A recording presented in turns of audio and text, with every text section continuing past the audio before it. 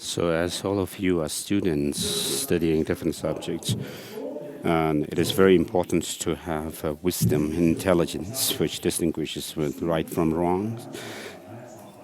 And you need to develop not just have wisdom or an understanding drawn through study or hearing the teachings, but you need to actually reflect on whatever you have studied and develop the wisdom or understanding drawn through understanding through contemplation.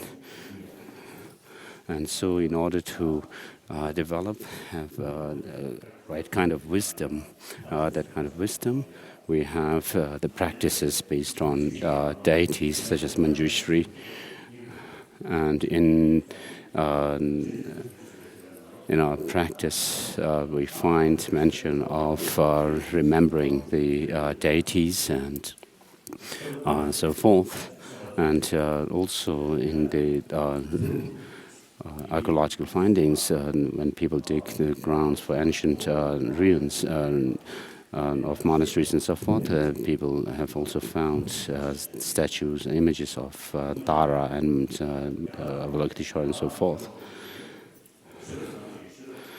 So in the past, many of the Indian masters have relied on Manjushri for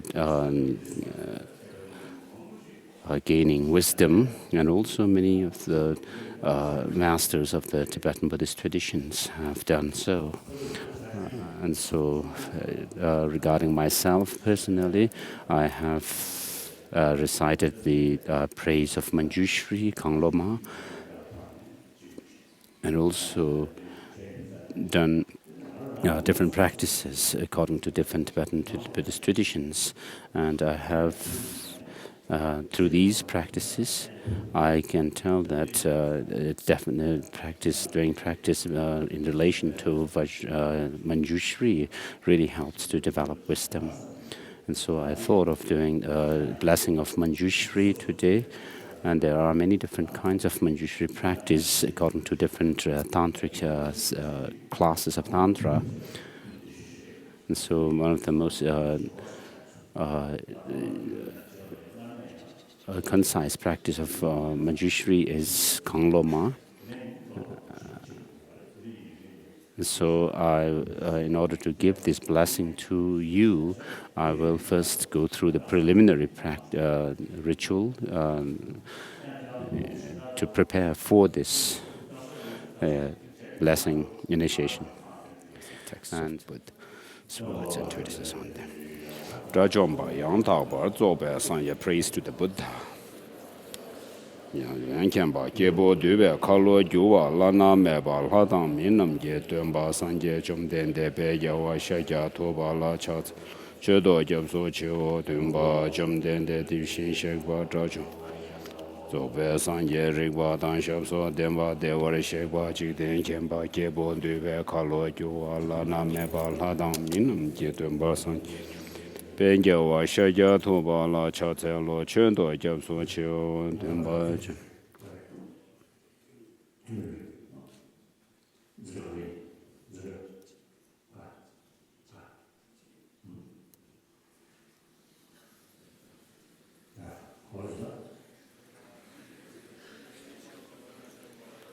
Zobe Sanje Rigwa Dan Shabso Demba De Wari Shekwa Jigden Kemba Kebo Dube Kalo Juwa Lana Meba Hadam Min Chumden de Bejawa Shaja Toba La Chatelo Chedo Jabso Chio Jedum de Sochen de La Comba Dumbo Nangan Jigden de Na Choche Son Teze Keba Jola Namda Gonga Chodo Sozan Wa Yishi Jazo Sekel Humbo Tata Wa Jiden Sumnala Combo Shonye Jola Chatelo Senjo Demba Timenda Vish Serdo Jawa Jola The Tekenda Sipa Suma Chinyame Kinjin Jola Chatelo Gumbo Tochi Chidem Batum Chikin Sunam Yenden Gazu Shinti Shinshila Chata Lota de Chat. Gave Ganson Ledre Shincho Tundam Chojo Bashi Jurcholach. Tune Tuve Lion, Dun Laba Dala Rabdo, Nation Get and By the Gedun Lion Chatelo, the watching. Yawa Persons over Ranges and Neons, the Dine Sanje Tembai, Kamara Rim. Gyomasi ba chubur tang minlam lo tang jindabo du che chenam tidar ta sunam di tamje siba yi kopang tomne gyenge gada nada chebe lab chobe sibe chole choan war shu Magyama Ganam. This is homage to the mother of all Buddhas, the perfection of wisdom. Paragate Para, the mantra of Heart Sutra. Dayatha Gate Para Sangate Bodhi Swaha. Dayatha Gate Para Sangate Bodhi Swaha. Verse of salutation from Abhisamaya Alamkara of Maitreya. Number Kundana Zotisum Banyan Du Chanju Sembe Socha Sanje Kinium de verse of salutation from Master Nagajuna's Mula Madhyama Kakarika, the fundamental stanzas of the middle way.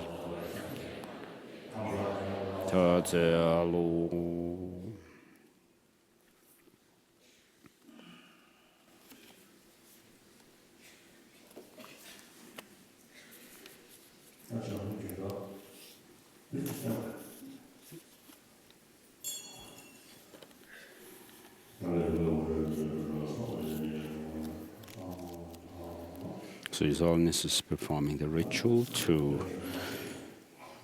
drive away in the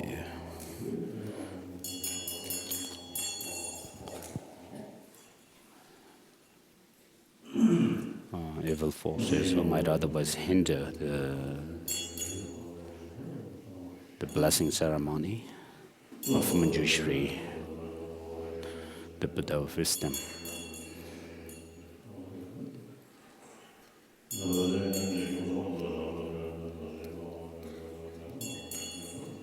So for this, the ritual of offering torma is being performed.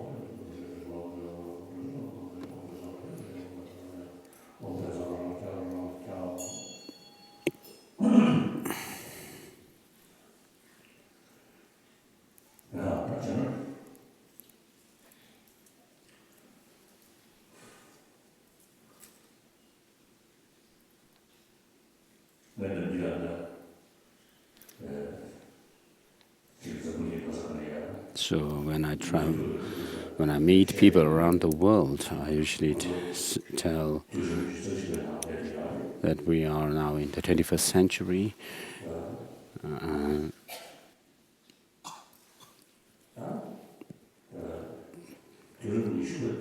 So the 20th century was our century of my generation. So people who are in their 60s and 70s and above belong to the 20th century. Now people who are children who are 15 or below, or 20 or 30, below 30, we can consider you to be the generation of the 21st century. So 20th century is gone. Now the past century, the 20th century, our century, was such that when I was born in 19 35 when I was born. In China, the Sino-Japanese War was about to begin, and then soon after that, the Second World War happened and occurred, and then the Nazi influence was spreading. And then in 1938-39, the Second World War happened. So from about 1939 to 45, the Second World War occurred, and so many people were killed. And in China itself, there's been lots of civil wars, and many people were killed. And also in the Korean War, many people were killed.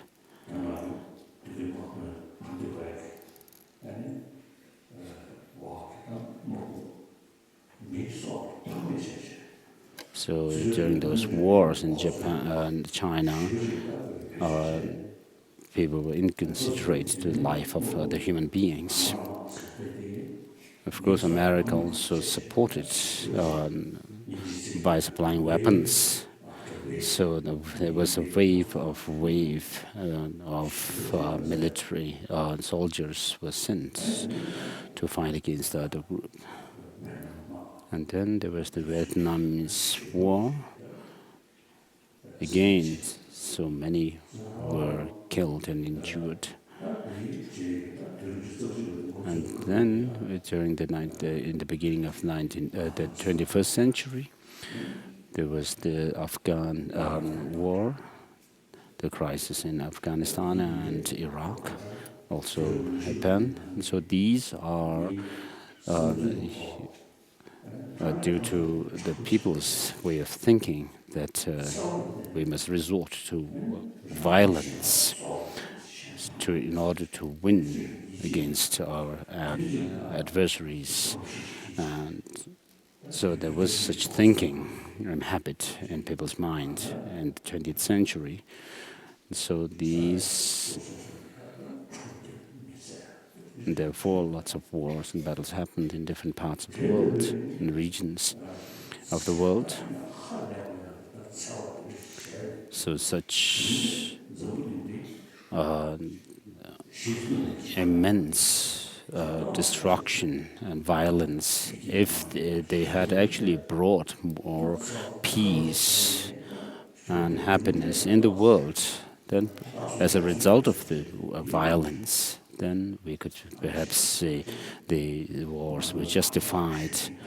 But this was not the case. And so even today we experience the symptoms of those violence in this century. So happiness in the world cannot be achieved through war and violence. In the past, different nations and different regions remained rather isolated, independent from each other, without having to depend on others. And therefore, people rather lived isolated. And in those days, perhaps we could talk about winning for victory for one side and defeat for the others. But today, this is not the case. So the whole world is globalized, and even the national boundaries and the economic boundaries, environmental boundaries are there is no such boundaries, and therefore there's no making such demarcations as we and they is something outdated. So war happened when we make such distinct demarcations between one's own side and others.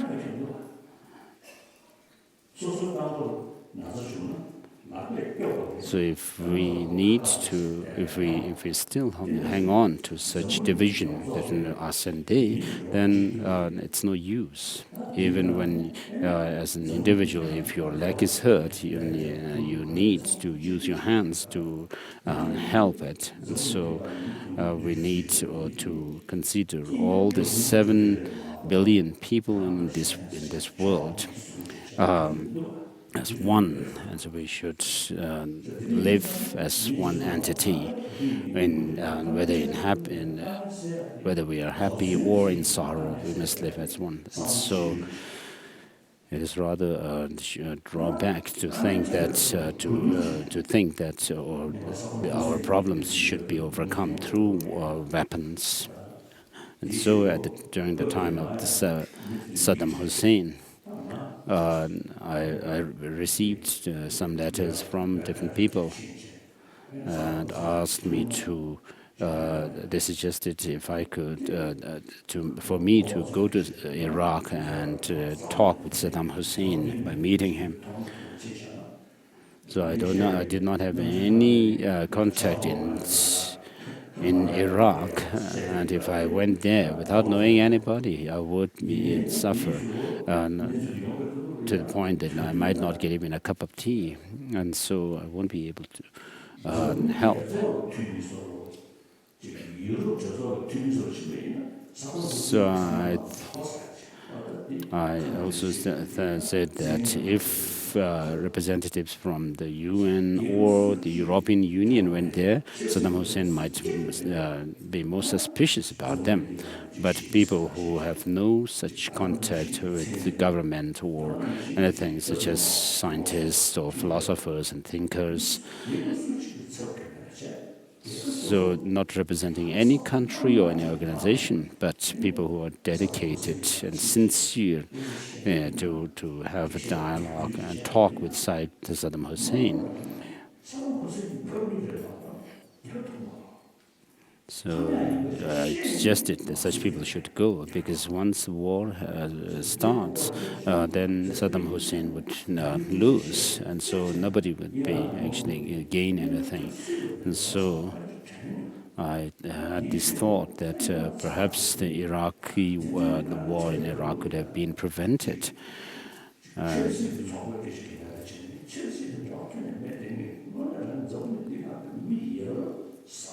So people who have no political affiliation, but who are actually principled. If I suggested that if such people could go to there,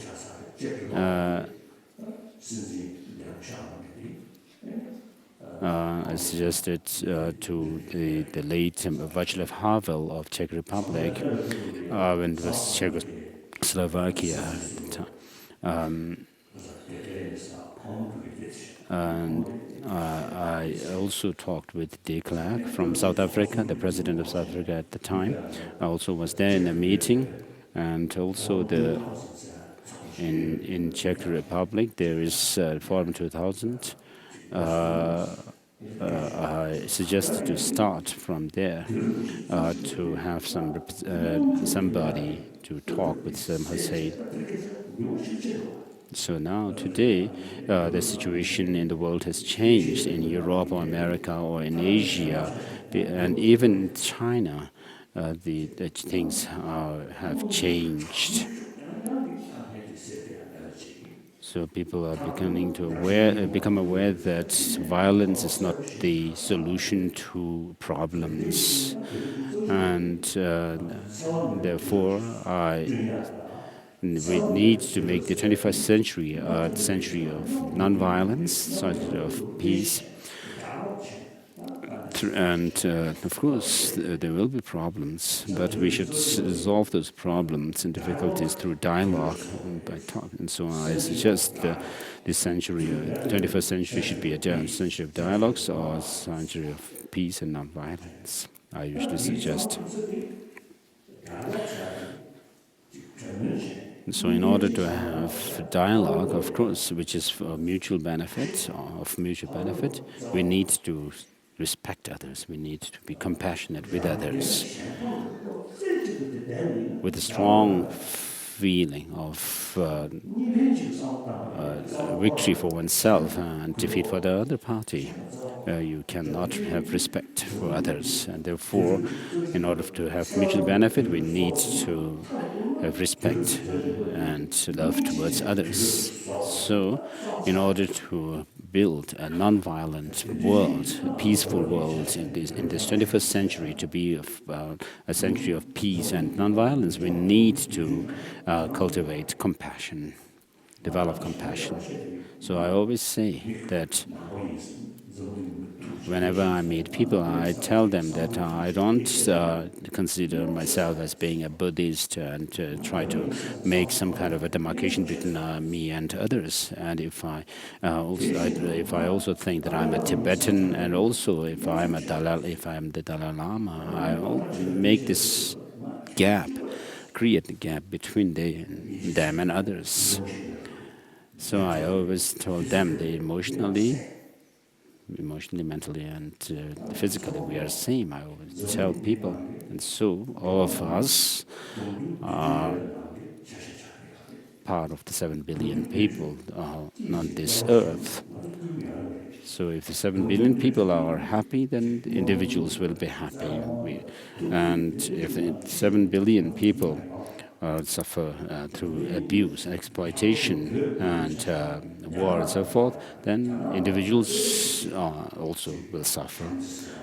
And so in China, the greater the practice of compassion and love, not just in words, but in practice, then the Tibetan problem would be resolved. And therefore, we need to think about coexistence and friendship and harmony, and not think about defeat for others and victory for oneself. I always tell people that we cannot resolve the problems by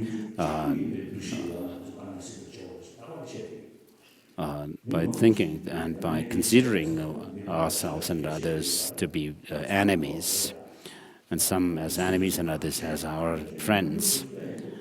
And so many people appreciate this. And so Tibetans are also part of the 7 billion people of the world. And now you, the younger generation, are the generation of the 21st century. So my generation, the generation of the 20th century, will be no more, they're no more in 15, 20 years. And so as you grow up, you will have to shoulder the responsibility. We usually to make this prayer, may all sentient beings have happiness and the causes of happiness. So practically, if you are able to help others by taking responsibility to help others, that would be practical. So otherwise, by praying, and doing making such prayer and being rather in practice being selfish is a lie, and so it's a hypocrisy. So we are part of the 7 billion people, and Tibetans particularly you are the 21st century Tibetans. So how then the future will be, the future century will be, then it's in your hands. So for the 21st century Tibet to be good, of course we need material development, which is important, but mainly we need internal development within our mind. So the world is not bereft of material development, but bereft of moral principles. And so, just as we say, we must look at the harvest, the good harvest of the neighbors. We need to inculcate these moral principles within ourselves and practice love and compassion, not only to human beings, but in accordance with Buddhism, to all sentient beings. We need not say that, oh, this is because of what the Buddha has said, but if you actually relate to your own life, you will be able to see how the negative emotions like our anger and so forth are destructive, and how the love and compassion have positive impact in our life. Even medical scientists, medical practitioners say that. And so the practice of love and compassion is helpful even to our physical health. And therefore we need to use different reasons to find conviction in the practice of love and compassion. I saw one article written by an American scientist in which he's written that those who tell lies have lots of stress in their mind. So with regard to telling lie, when I was working with the Chinese before 1959, and I had to practice lie. And so in time, they were suspicious of me, and they always carried guns in their pockets. So even though deep down I was not I was not feeling good, but I had to say, hang hao, I'm very good, very good. And so you always, if you tell lies, you would always have to be apprehensive whether somebody would actually catch you amongst you as students. If you tell lie a lot, then you would always have to be apprehensive that somebody might find out about your motive. So of course you may be angry with each other, but then you should get rid of that and be friendly with others later. So you should not hold grudge at others and have some kind of ulterior motive while you smile at them. So after 59, I always tell people that I was liberated from hypocrisy and lying. So I sincerely feel that we are all same. Whether I'm talking to one person or 1,000 or 10,000 or and so forth, I do not make any preparation as to what I should say and so forth. And so I'm being very frank with people. And so when I do this, I'm happier. So otherwise, if I consider myself to be very important and sacred and holy and so forth, then I would have more kind of stress and anxiety, and which builds up stress. So if I'm honest and sincere with others, then I do not have to feel anxiety and fear. And so I do not feel, then if I, through this, it helps not to feel tired easily. So when I meet Chinese or some Westerners who are more serious and remain solemn, and to stay with them even a few minutes makes me feel tired. But when I am able to talk frankly and on a human level, then it's different. Like for example, the American President Bush Jr., I find him to be very an open person and transparent. And then there are other leaders who are very formal, who like formality a lot. And so when I'm with people who are more relaxed and could talk to them on a human level, then I feel very much at ease, even if I spend 1 hour or so. And so you should be transparent without having any suspicion, and because through that you will have build trust with them, and then you will be able to talk to them honestly. And if you try to be very devious and immoral, then people will not like you. Even dogs and cats do not like if you are not good to them. And so being moral is not about religion. It has nothing to do with religion as such. But if you are moral and if you are principled, then you will have friends. You will be friendly with others, and you have friends with others.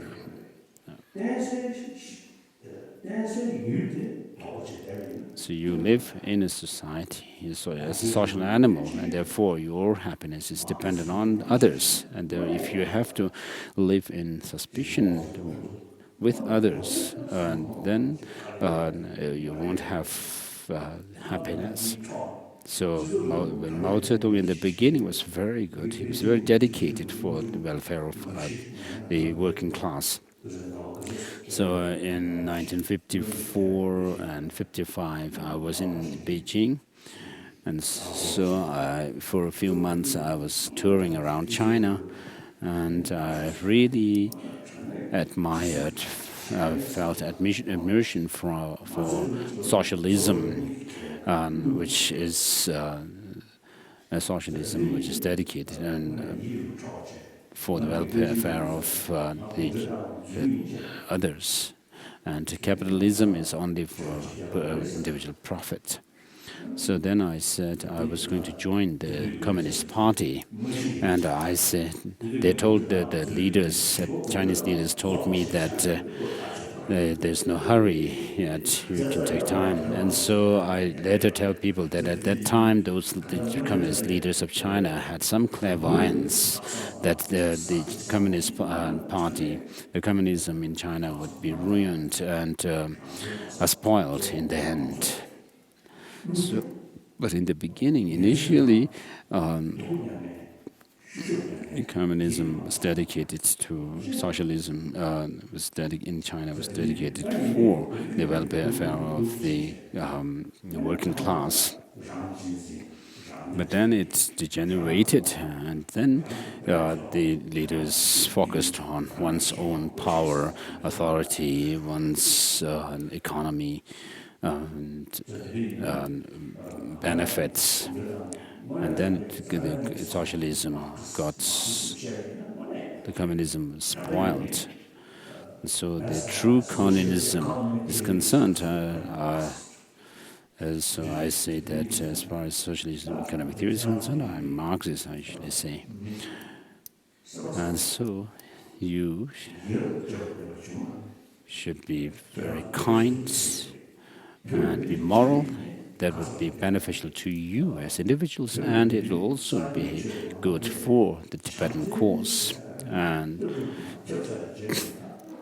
since the spread of Buddhism in Tibet and the practice of love and compassion spread in the Tibetan society, we have this practice of avoiding non-virtuous actions, such as killing even insects, even children. Have this basic habit of considering such actions as being unwholesome. And so we Tibetans, I always say that the Tibetan culture is a culture of compassion, and therefore it is a culture of non-violence. And therefore, on this, we can actually show example to the world, and we can make contribution to the world. And therefore, if you live a good life, you will be serving the Tibetan people, and also you'll be able to show the Tibetan moral principle. And so this can be a role model for the rest of the world. During one of the meetings of the education department of the CTA, we discussed about teaching the logical dialectical debate to the students. And I said that we discussed and said that we could make a great contribution to the world at large through this study. And at one of the Mind and Life conferences, one scientist said that you have this tradition of teaching the different subjects that are studied in the monastic institutions through debate, dialectical debate, and could that not be taken or used or applied in other subjects? So he was a scientist, and he had such an interest. And then in Drepung, there were about 10 10 scientists, and one of the scientists who had not been in the Mind and Life conference, but was also there.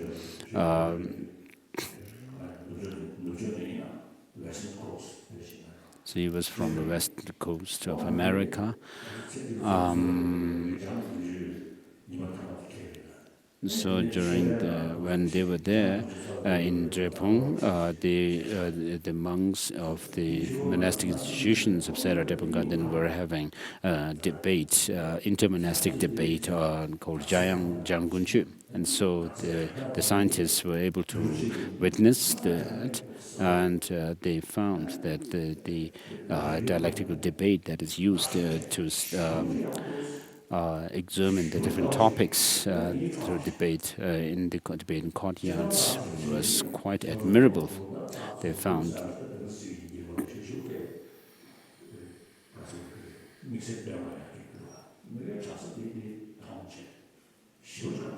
So they were really happy and appreciate what they saw in the debate courtyards of the monastic institutions. And so this tall scientist during our Mind and Life conference actually, he even used the clapping that is used by the monks in their debate. So he really got into this debate in their discussions. And then I have met some Chinese and a historian whom I've met several times. And so I met this person in Dharamsala. And then this person also went to South India. And so having witnessed how the monks studied, and this person had said that what the Dalai Lama says that the Tibetan Buddhist tradition is a pure and authentic lineage of Nalanda tradition, and he could witness how the Tibetans actually preserved the pure, authentic Nalanda tradition for over 1,000 years.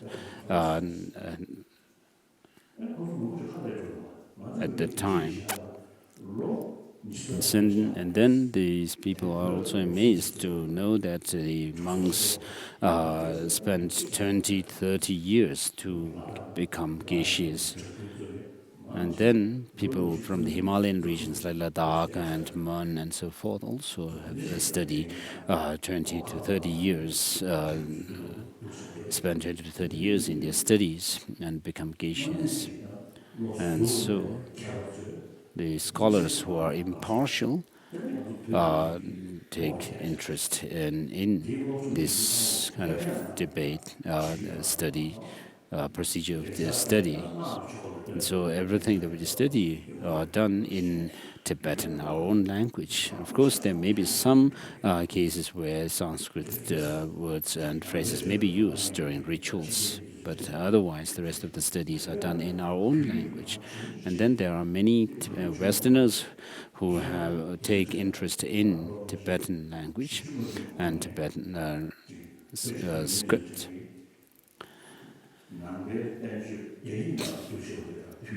So many scholars say that these translations in Tibetan are clearer and better than the translations in Chinese. So I thought this may be good for you to hear. For example, with regard to Heart Sutra, there is Chinese translation, and through China, there is translation into Japanese, Korean, Vietnam, the languages. And so when translation of Heart Sutra was done in Chinese, the Chinese translation of Heart Sutra, there in one of the passages where this Heart Sutra says the 5 aggregates also are empty of intrinsic existence, the term also or even is missing in the Chinese, but in the Sanskrit original there is this word also. So since the Buddhism, since the Heart Sutra was translated from Chinese into Japan and Korea and Vietnamese, from Chinese, therefore, for 1,000 years, they have been reciting the Heart Sutra with missing this word. But whereas we have been reciting the Heart Sutra without missing it.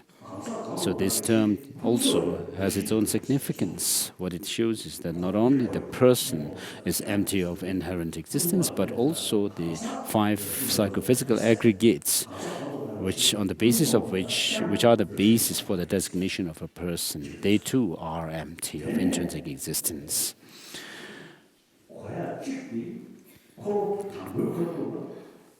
And then another meaning is during the first sermon of the Buddha, Buddha taught the selflessness of persons and not selflessness of phenomena, whereas during the second turning of the wheel of Dharma, the teachings on the perfection of wisdoms, sutra, the selflessness of not only the selflessness of persons, but selflessness of phenomena is taught. And so there's a big difference, even with regard to one word. And therefore, the Tibetan translations of Buddhist literature from Sanskrit is marvelous. And so we have a very rich culture and religion. So if you are not interested in our own religion and culture, then you would appreciate what is there in English on the. So even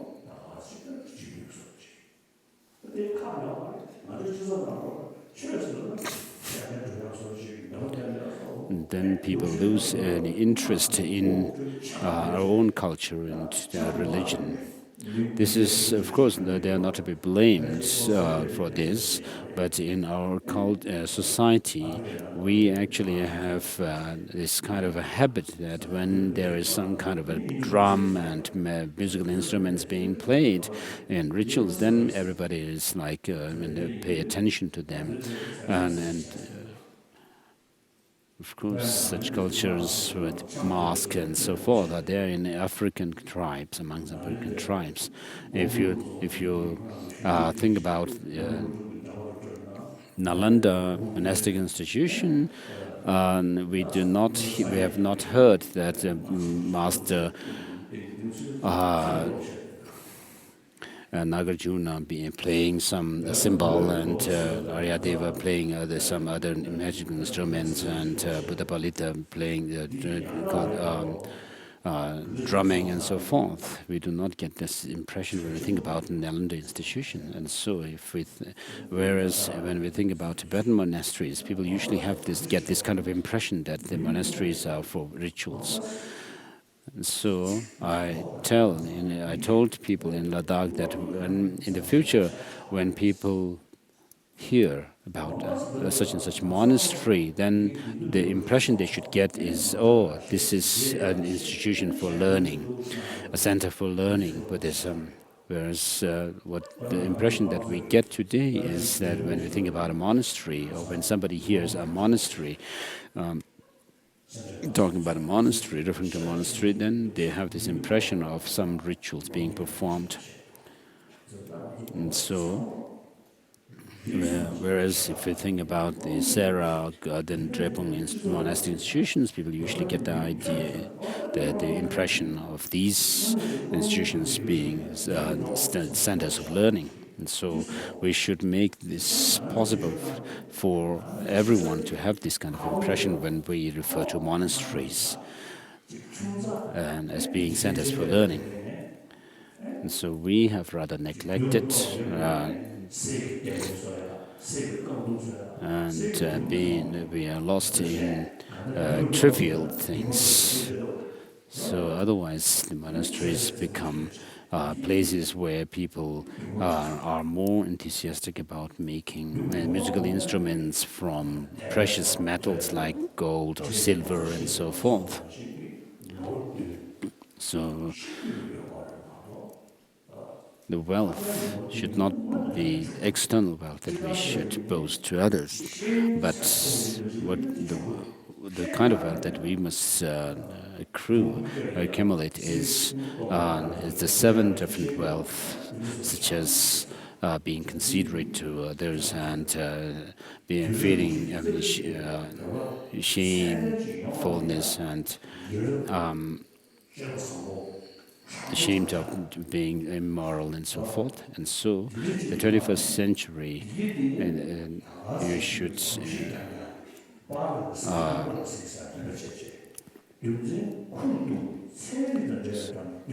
so you should be honest and moral, not only based on what your parents tell you to do or not, but through reasoning. We should preserve the Buddhas. We should preserve our culture and religion through reason and logic. And then through that, we should develop conviction in our religion and culture. So in the beginning of our exiled life, there were many younger generation of Tibetans who were not so enthusiastic about our religion and culture. And then in the secular schools like Missouri and so forth, the students were taught dialectical debate. One of the teachers was the late director of this Institute of Buddhist Dialectics in Meglorganj, who was later murdered. And so debate was introduced into these secular schools in the beginning. But then over time, the students lost interest, and then also the religious instructors also were not so enthusiastic about teaching dialectical debate. They were more lost in teaching rituals and prayers. And so time went by. We lost the opportunity in those days. So if we continue to if this continues, then the Tibetan identity, which is mainly the Buddhist concept, the teaching philosophy and the practice, the theory and practice of Buddhism, which means the view of dependent origination and the ethical practice of nonviolence.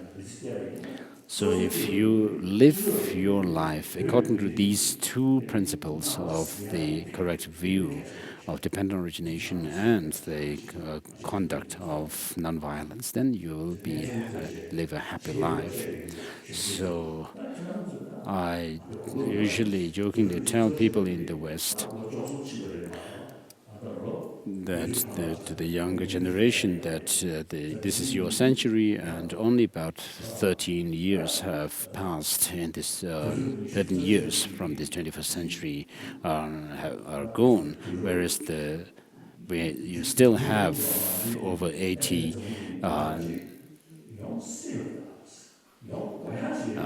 years. And so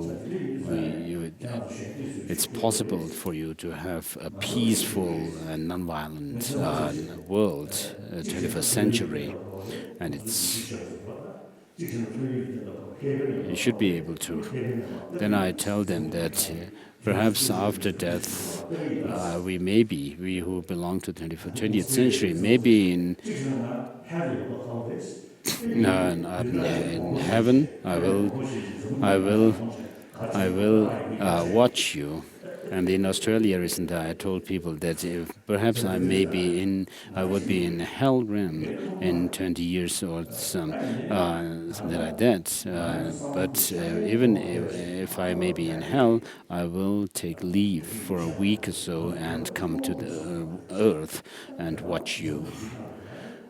And so we live on this earth, and we have immediate relation with China and India.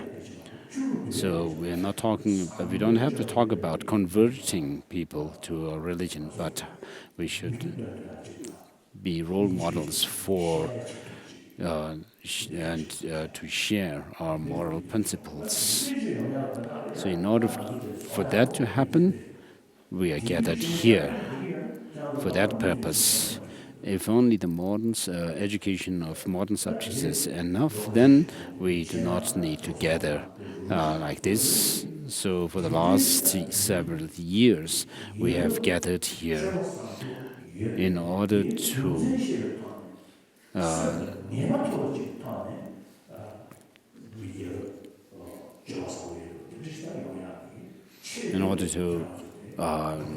actually develop within ourselves and cultivate these principles within ourselves. And so to keep this in mind. And with regard to past and future lives, it's whether you believe in it or not, it's up to you. You have to give your thoughts to them. Of course, when it comes to practicing Buddhism, of course, then you should have belief in Buddhism, past and future lives. Otherwise, you would only be insisting your own personal view that there is no past and future lives without much reason. The only reason that you would give is that you do not see it, which is not a good reason. And in Tibet, I was with some Chinese, and I asked him, well, what is a human being? He couldn't.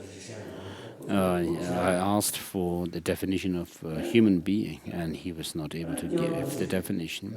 Whereas we usually say that a human being is someone who can actually has a language to speak and to understand. And then I asked him whether there is past and future lives, and he said no. And I asked him why, and he said, I cannot see past and future life. And then I said, if everything that is there, is it possible? Is it necessary that everything there is that you should see if something exists? And he said no. And so you cannot just say that past and future lives are not there just because you do not see. No.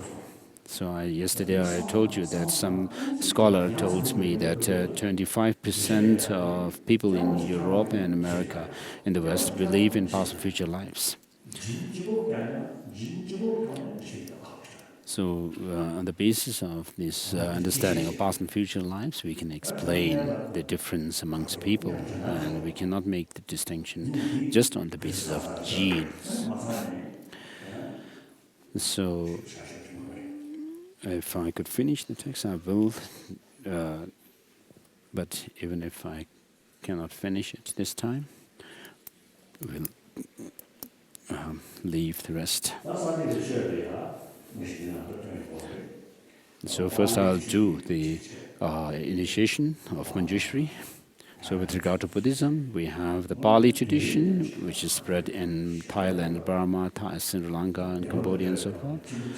And they have very good practice of Vinaya, the monastic code of discipline, except for the minor differences in numbers of the precepts.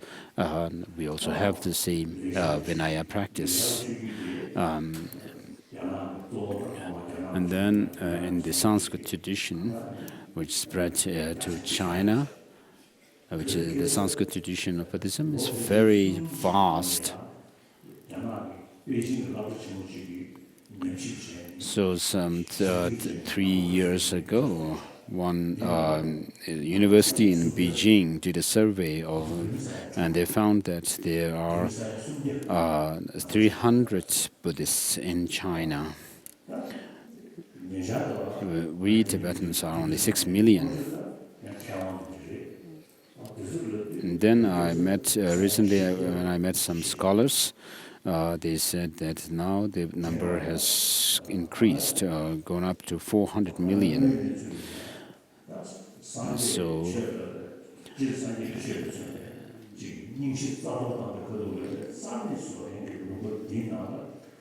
So China, where during the Cultural Revolution they thought of destroying what are called the four olds, for old things, now has 400 million Buddhist population, whereas in India it may be not even 200 million.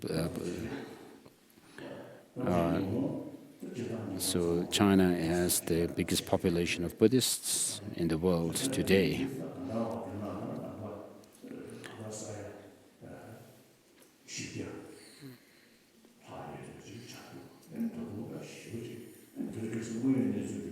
Then today, one fact is that every week Chinese from mainland China, I meet 10 to 20, 15 to 20 every week. So most of them, when they see me, they cry and they request me not to forget them, the people in China. And I tell them that I will not forget you, but the Chinese, the government has labeled me a demon. And I was in Italy one time, and I met many mayors of different Italian cities. I was invited by them, and then I met the media people. And one of the media persons said that the Chinese government is saying that you are a demon. And I said, yes, I am a demon with horns like this. I did this gesture, and the picture came on the newspapers. And then recently I also said to people that these horns of the demon is actually growing longer and longer. And so I told these Chinese that if I came to China, then as a demon, my palace would be prison.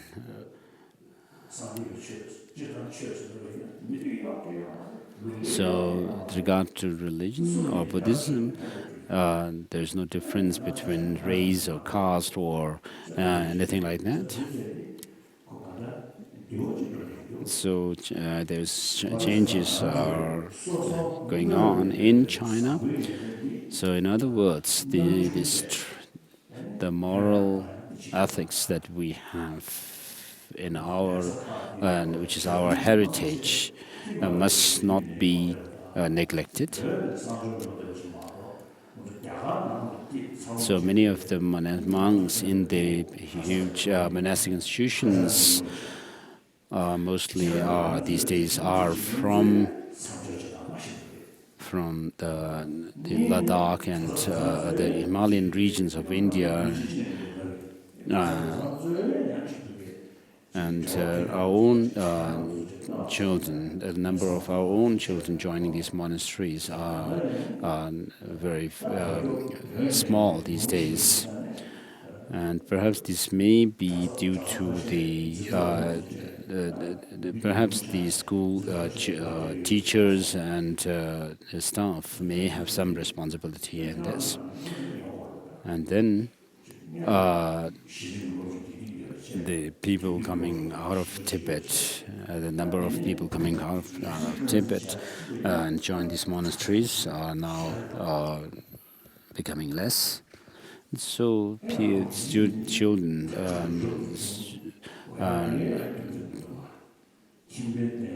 people from schools like this should actually be able to join the monastic institutions.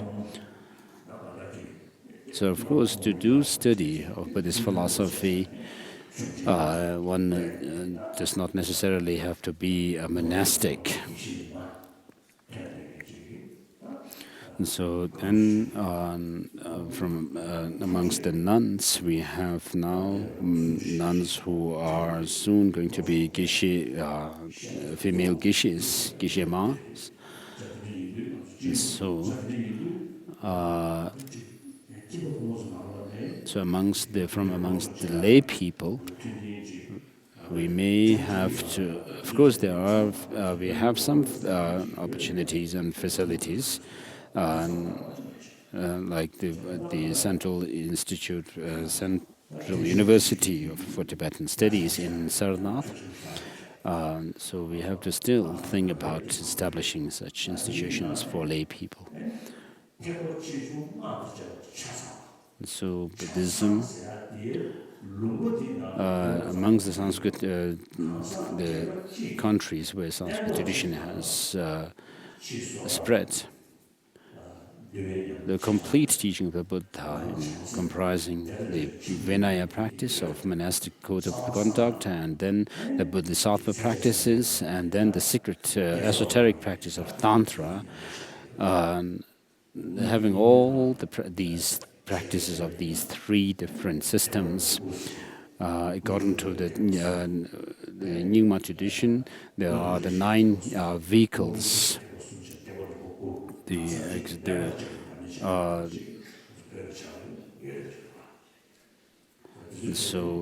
Which are practiced by our single, which can be practiced by a single individual in one sitting.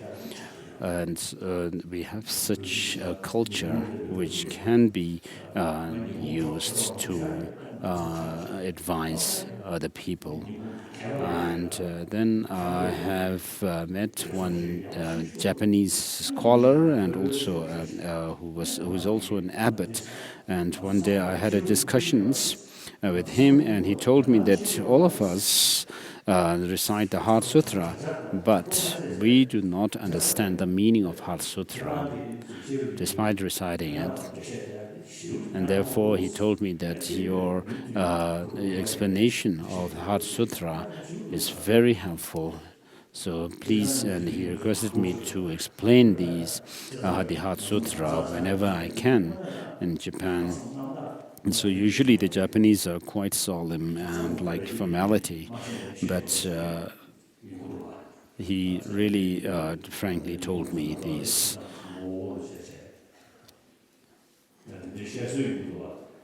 So there is a saying that when you meet with,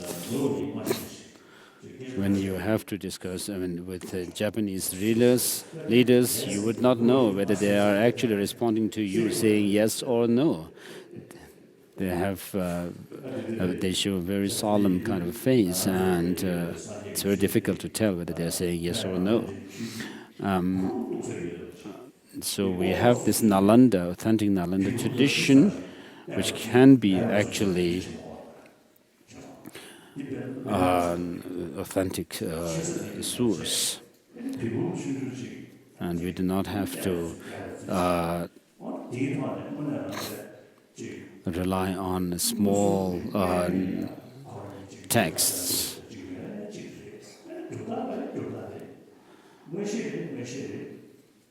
And then, of course, there may be people who claim to have clairvoyance and miraculous supernatural powers, exhibiting supernatural powers and so forth. But these are also there amongst even amongst the non-Buddhist practitioners. They have clairvoyance and they can also exhibit miraculous powers. And so, just because someone is very accurate in his small divination or have some kind of clairvoyance, we should not be attracted to them. And so we should be very wise to make the right kind of judgment about our treasure that we have, this religion and cultural tradition that we have.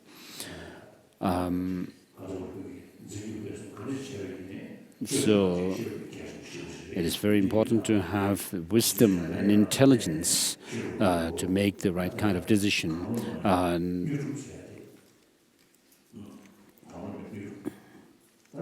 And so I'm going to give the blessing of Lama. Mandala offering for this initiation.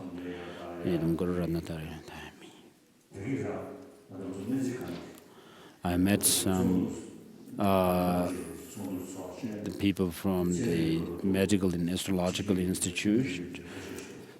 They had some conference recently, and there were some participants from the West, Americans and so forth, and then Tibetan medical doctors also participated.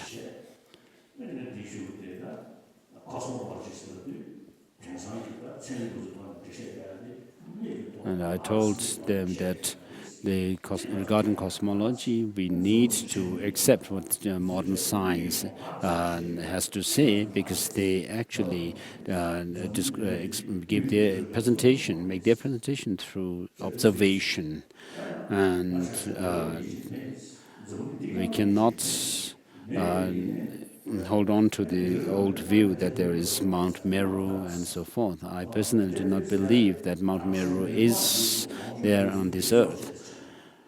Whereas, despite rejecting Mount Meru, I told them that we could still do a practice of mandala offering, because in the mandala offering we are talking about the 3,000 world systems that we imagine, and I do make mandala offerings, but although I do not believe in Mount Meru. In Drepung, I heard that somebody said that now that the Dalai Lama has nullified the Mount Meru. Of course, I didn't nullify Mount Meru, but we have, in our logic, we say that if something is actually accessible to our perceptions, they must be seen. Whereas something which is perceptible, and if it's not, cannot be seen, then, and still, if you have to say that we have to accept it, we are not being logical. And so even if something may be your own thesis, but if that thesis is actually rejected through logic and reasoning, you must give it up. And so Rinpoche has said that someone who holds on to some view which is against reason and logic it cannot be taken as authentic and authoritative. And so if that is the case, then if we go against something which is perceptual phenomena, so imagine a flat world, and then the Mount Meru in the center, and then the sun and the moon going around the Mount Meru at the same height. So one time I was in Bandara, a Tibetan settlement, and there was an exhibition set up by the school in the Tibetan settlement, and in that exhibition, one of the exhibition was on the solar system, then lunar and solar eclipse. And so there was one small girl who told me that we Tibetans when solar and lunar eclipse happen, we say that the sun and moon are being eaten up by Rahu. And this is not the case, she told me. And when the sun, lunar and solar eclipse happen, the moon and the earth come between the sun and the moon and sun and the earth. And so I also listened to her very attentively because I said, "Oh, is that so? Is that so?" And I listened to her very carefully. Of course, it would have made her very happy. And so she very confidently was telling me all this. So, which was very good, of course. She had the knowledge to give the presentation to me.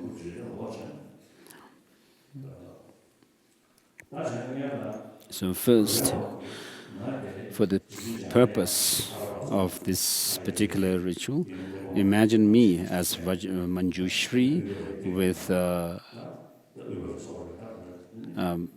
upala flower in my left hand, and in my right hand the wisdom sword, and on the upala flower imagine a scripture.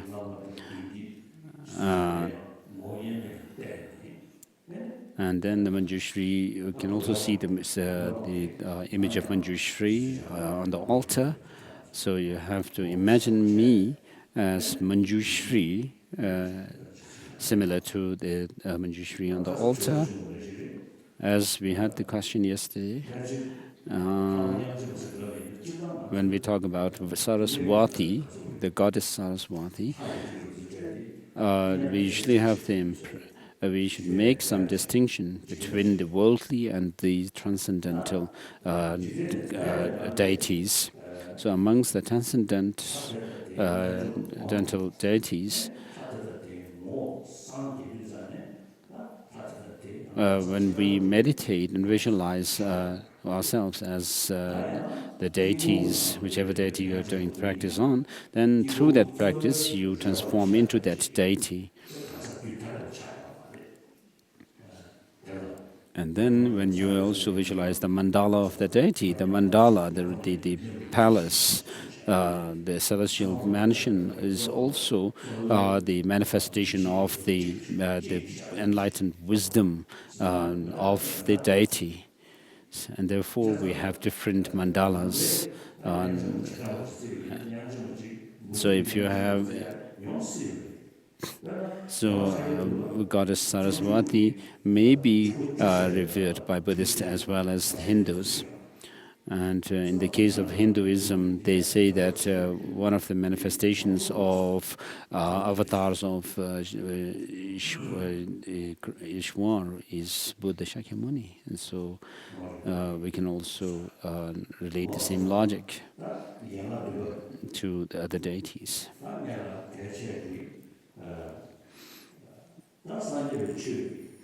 So now the important thing here is regarding enlightenment, Buddhahood. In order to reach that highest goal of Buddhahood,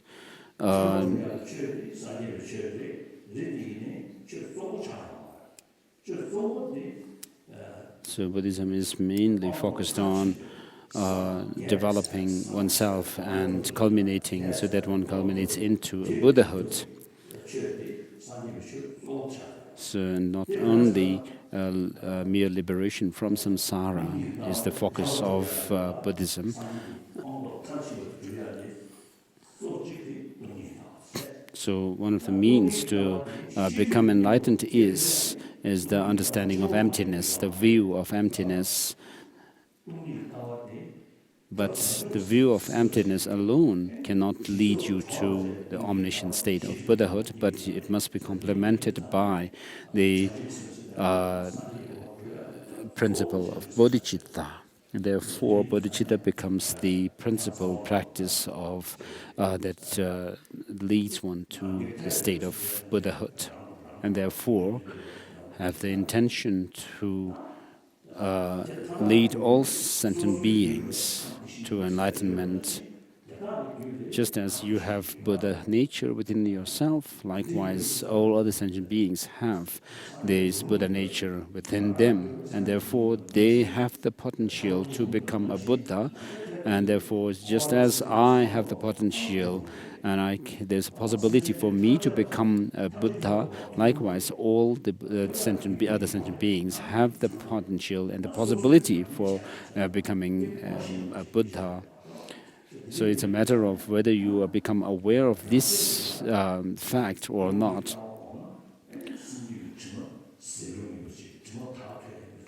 So if you meditate on emptiness and cultivate the wisdom of emptiness, then you will be able to overcome all the delusions, ignorance.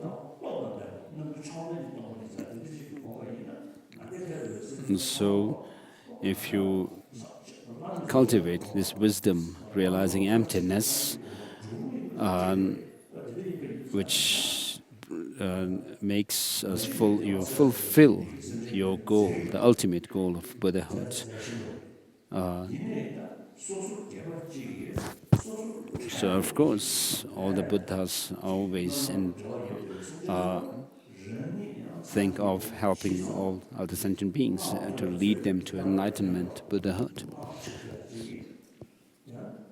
But as individuals, we should also have this determination to become a Buddha for the benefit of all sentient beings, in order to be able to help those sentient beings with whom I have a very strong karmic connection. And so without my becoming enlightened, I cannot help these sentient beings with whom I have this kind of karmic connection. So if you think of neglecting these, if you neglect such sentient beings to lead them to the state of enlightenment, it would not be good for you.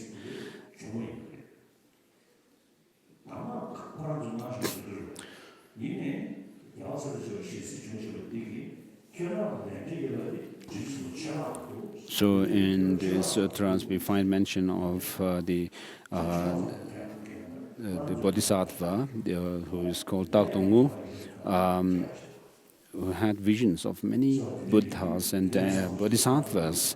But then these Buddhas and bodhisattvas could have helped him, but they prophesied that his karmic connection was with the bodhisattva Chepak, Dharmuttara. And then he was sent to this bodhisattva. So now have this strong determination to help all other sentient beings out of samsara, and in order to lead them to the Buddhahood, think and have this intention to become a Buddha for their benefit.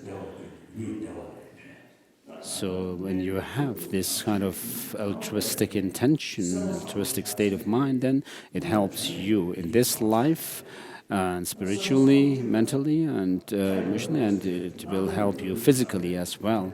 So when you have this kind of determination to become a Buddha, in order to benefit all sentient beings across space, then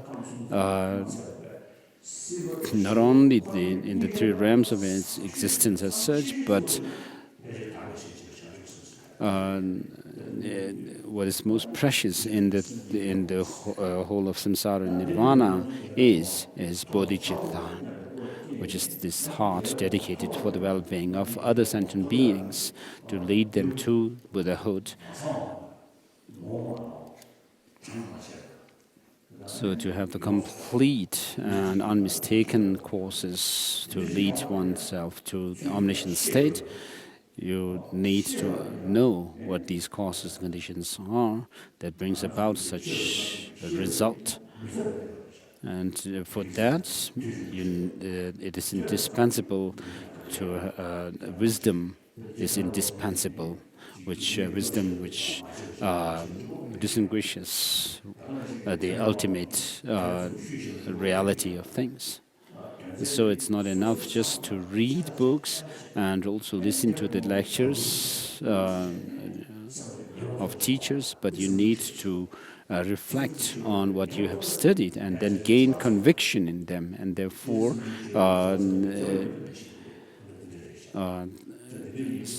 so such wisdom which draws on reflection is called inferential cognition. Of course, it may not be necessarily that, but once you have gained conviction in the different subject matters, then you should familiarize your mind with them, and then have some experience which comes about when you put effort, and then you would have a true practice. So otherwise, as Rinpoche says, you should not do practice whatever comes by. And please say this prayer. Whatever slight positive potential I may have created, by paying homage, offering, and acknowledging my faults, confessing, rejoicing, and requesting that the Buddha stay and teach, I now dedicate all this for full awakening. Whatever slight positive potential I may have created by paying homage, offering, confessing, rejoicing, and requesting that the Buddha stay and teach, I now dedicate all this for full awakening. So this we have recited the seven limb, done the seven limb practice. And so now, as I said earlier, imagine me, the Lama, here as Manjushri, with one face, two hands, and from my forehead, imagine rays of light being emitted into the 10 directions. And imagine all the different offerings. And in fact, the offerings should be imagined as being in the nature of all the positive practices that you have done, the merits and virtues that you have collected throughout the 3 times, and transforming into these offering on objects. And see that everything is like illusion, although they do appear to have some independent existence, solid and in existence, that they do not exist as such. And so these rays of light which are emitted from the master's forehead goes into different directions. They invoke the blessings of the Manjushri Buddhas and Bodhisattvas in the birth. And they, Buddhas and Bodhisattvas in 10 directions, blessings from them come and are dissolved into my forehead. Let us say this prayer.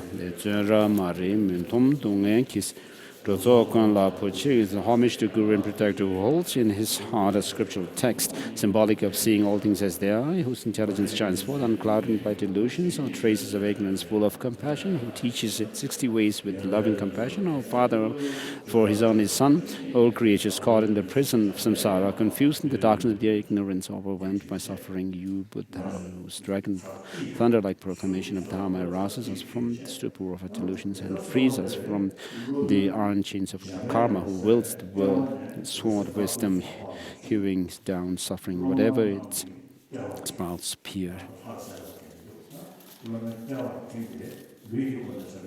And so these, with this prayer invocation, rays of light are emitted from the master's forehead, and they come to the disciples, and they dissolve into the forehead of the disciples, thereby receiving the blessings of the body of Manjushri. And similarly, rays of light are emitted from the throat of the Guru, the Lama, and they go out in 10 directions, and in the form of different offerings, which are in essence the virtues collected through the 3 times, and they invoke the blessings of the speech of all the Buddhas and Bodhisattvas, and these blessings dissolve into the throat of the Guru. And so now make your request to the Guru for the blessing of the speech of Manjushri. And so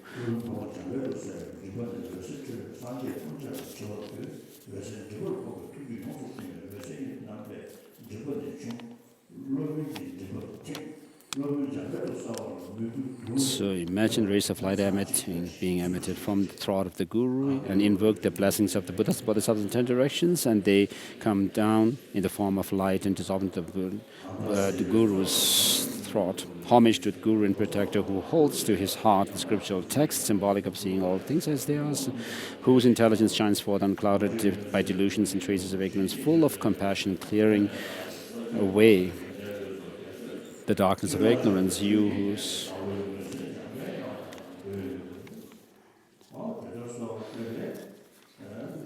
darkness of ignorance, you whose princely body is adorned with the 112 marks of the Buddha, who has completed the stages of achieving the highest perfection of Bodhisattva, and who has been pure from the beginning. I bow down to Manjushri. And so rays of light come from the Guru's throat, and they dissolve into the throat of the disciples. So imagine that they come to you, and these rays of light coming from the Guru's throat dissolve into your throat, and with this you are blessed with the speech of the Manjushri, and thereby giving you the capability to serve others through your speech.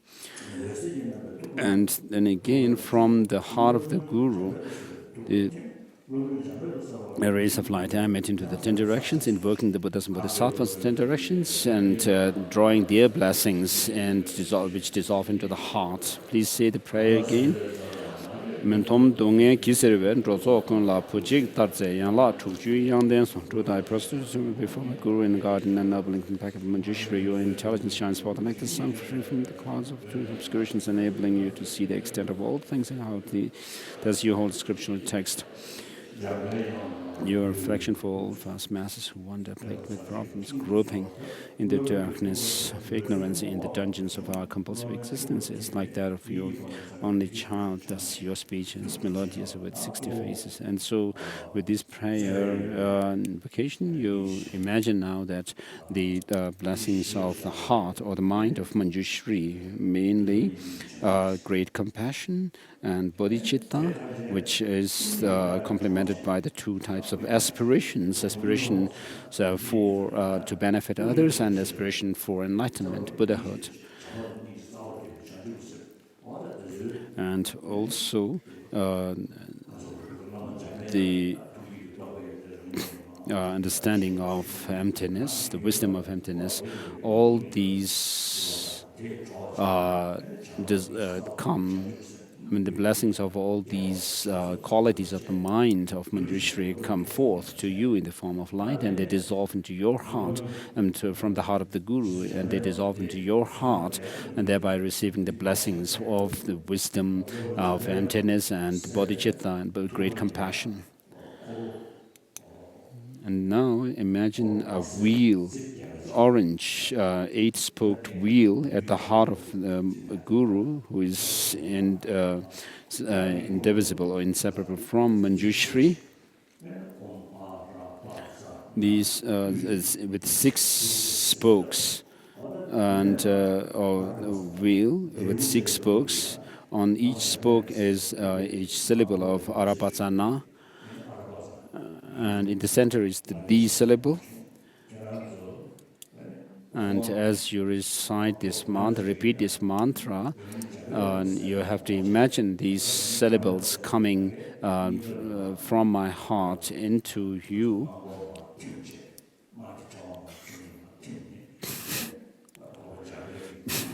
If you have not received any initiation before, you can just imagine that blessings of Manjushri in terms of the wisdoms of Manjushri, which does away with the 4 kinds of inappropriate wisdoms, such as wisdom gone astray, and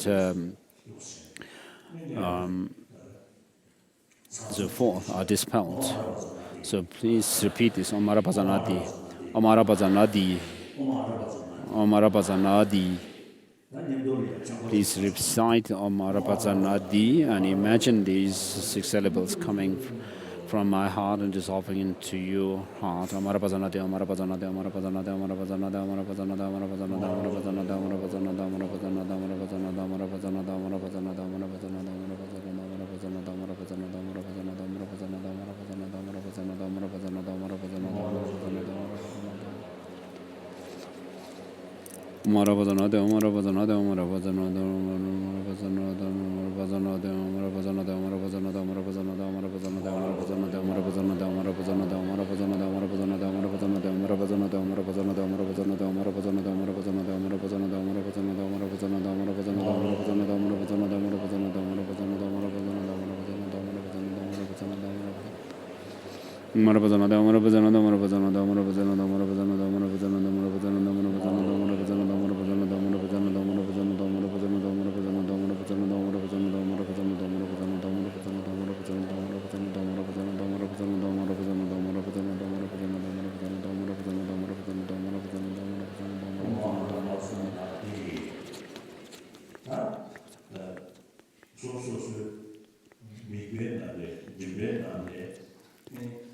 So imagine the D syllable, the seed syllable of Manjushri at your throat, inside your throat,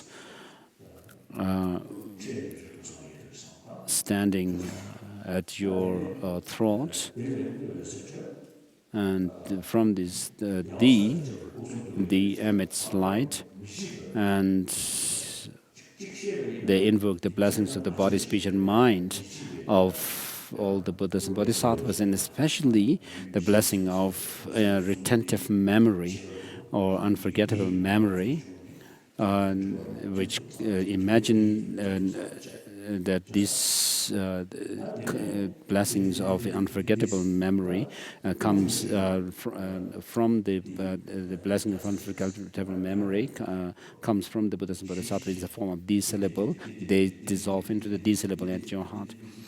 Throat.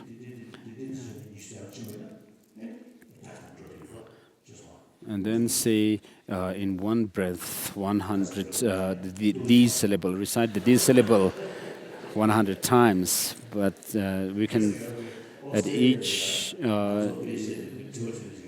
and so, but don't fart.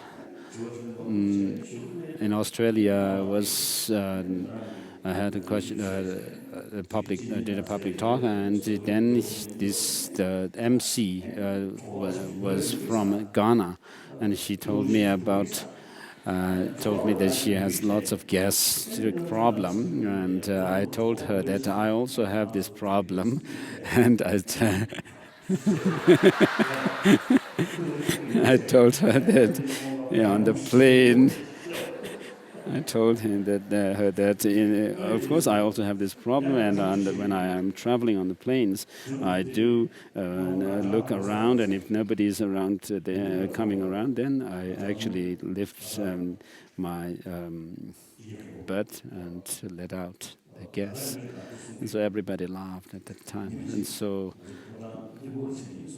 one of the former officials, Tibetan officials, told me that he was behind one Indian.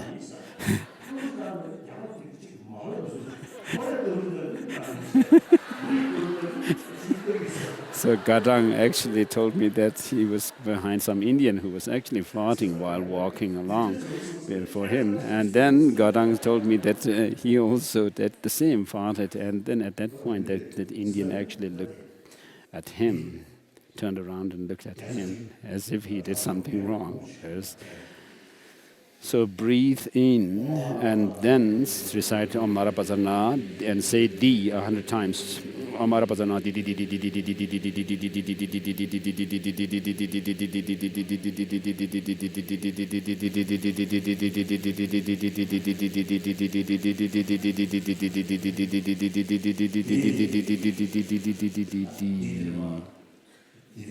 Now imagine that from the D at your throat, drops of D also fall on the D is in the center of the chakra, the wheel at your heart, and then you swallow your as you swallow your saliva, push the D at your. Imagine that you are pushing the D at your throat into the D at your heart. So as I said yesterday, I usually remember the Buddha. As soon as I wake up, I make prayer to be a good follower of the Buddha. And then, as you do your washing or doing your work, you should recite this prayer of Manjushri. If possible, if you should recite the Arapasanadi, this whole mantra, one round of mala,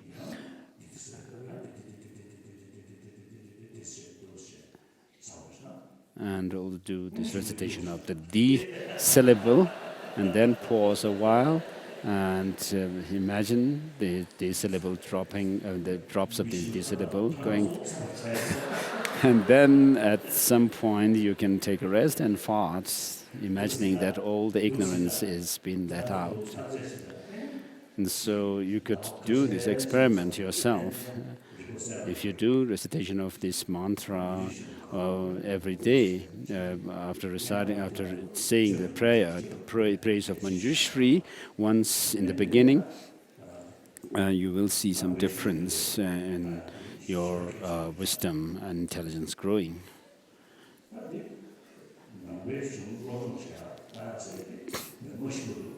And then your study of Buddhism should go well, and study of Buddhism must be done throughout your life. Benjamin Lobsang Chogyam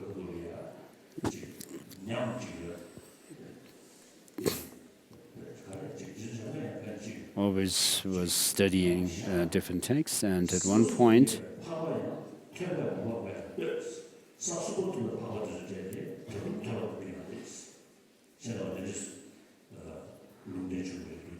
and then he got a vision where the deity talked to him and said that even those Arya Bodhisattvas who have reached the Bodhisattva grounds, through the third Bodhisattva grounds and so forth, are never contented with learning and studying. And so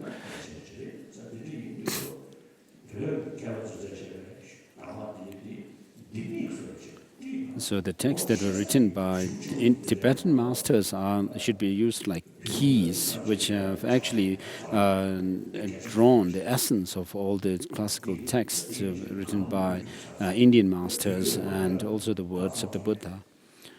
And so we have to study these the classical Indian texts by using the Tibetan commentaries as key to them.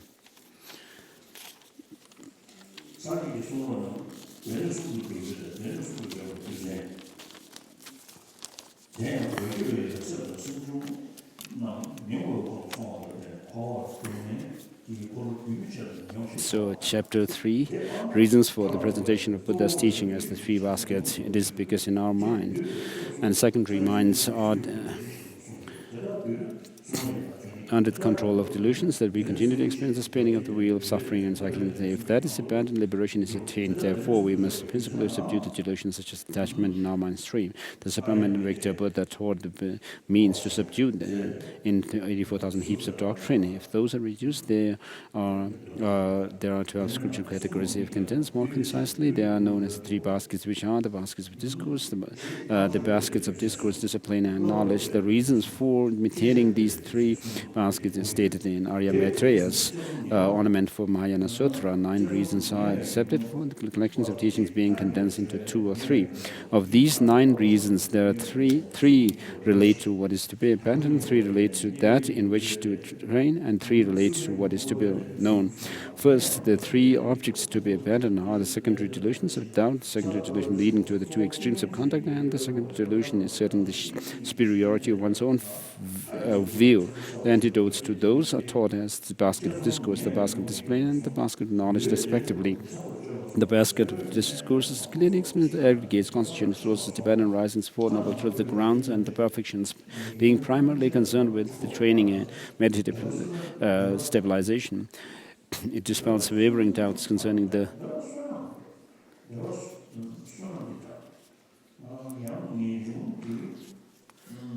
on the basis of general and specific characteristics phenomena. Therefore, the basket of discourses was taught as an antidote to secondary delusions. The basket of discipline prohibits engagement in all prescribed misdeeds such as sexual misconduct, attachment to external and internal essential objects such as good food, clothes, and dwellings, which, when one is subsisting on alms, is an extreme of desire.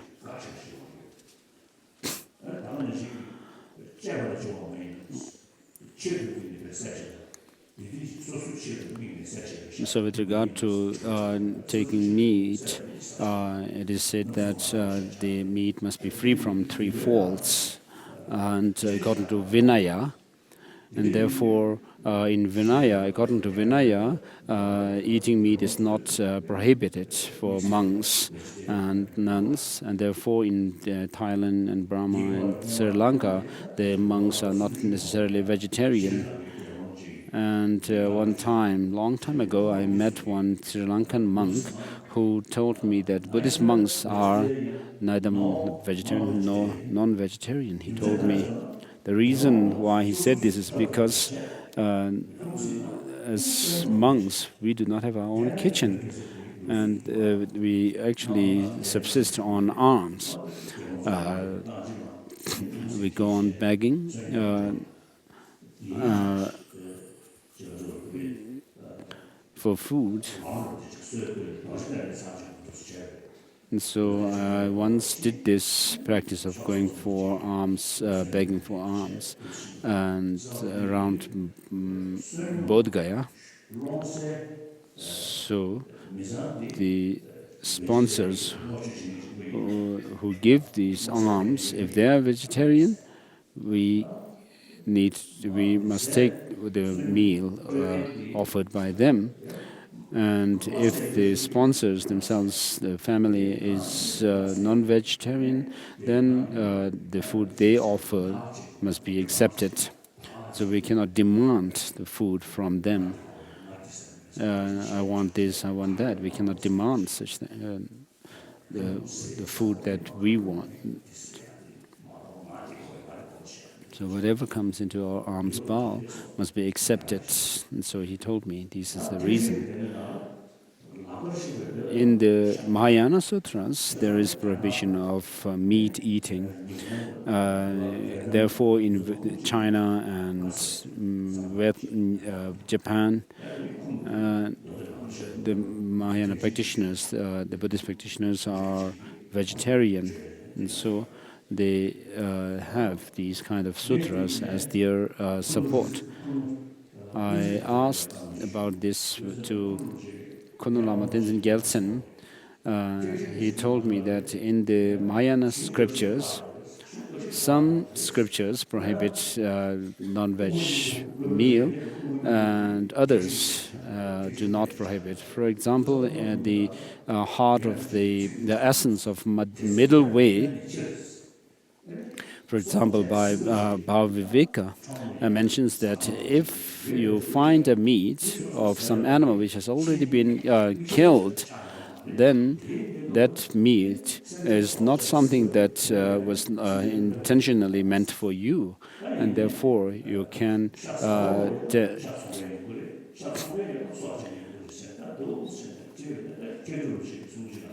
but then, because there is meat eaters, there would be providers, the people who sell meat. And so in the Mahayana scriptures, we find both the views, where in some the meat is prohibited, in others it's not. Whereas in tantric practice, there is the practice of taking meat. Of course, it's not just ordinary meat that we eat, but we have to understand that within the context of tantric practice, those meats are actually blessed and transformed into nectars. And you have to understand the various contexts within Buddhism itself as to the vegetarianism and non-vegetarianism. So the basket of discipline prohibits engagement in all prescribed misdeeds.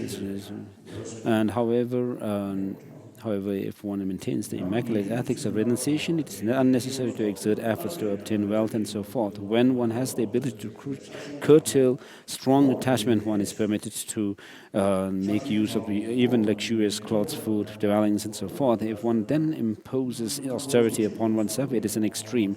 The basket of discipline is taught as an antidote to the secondary delusion leading to the two extremes of conduct, because it reveals the antidotes to both the extreme of austerity and the extreme of desire while subsisting on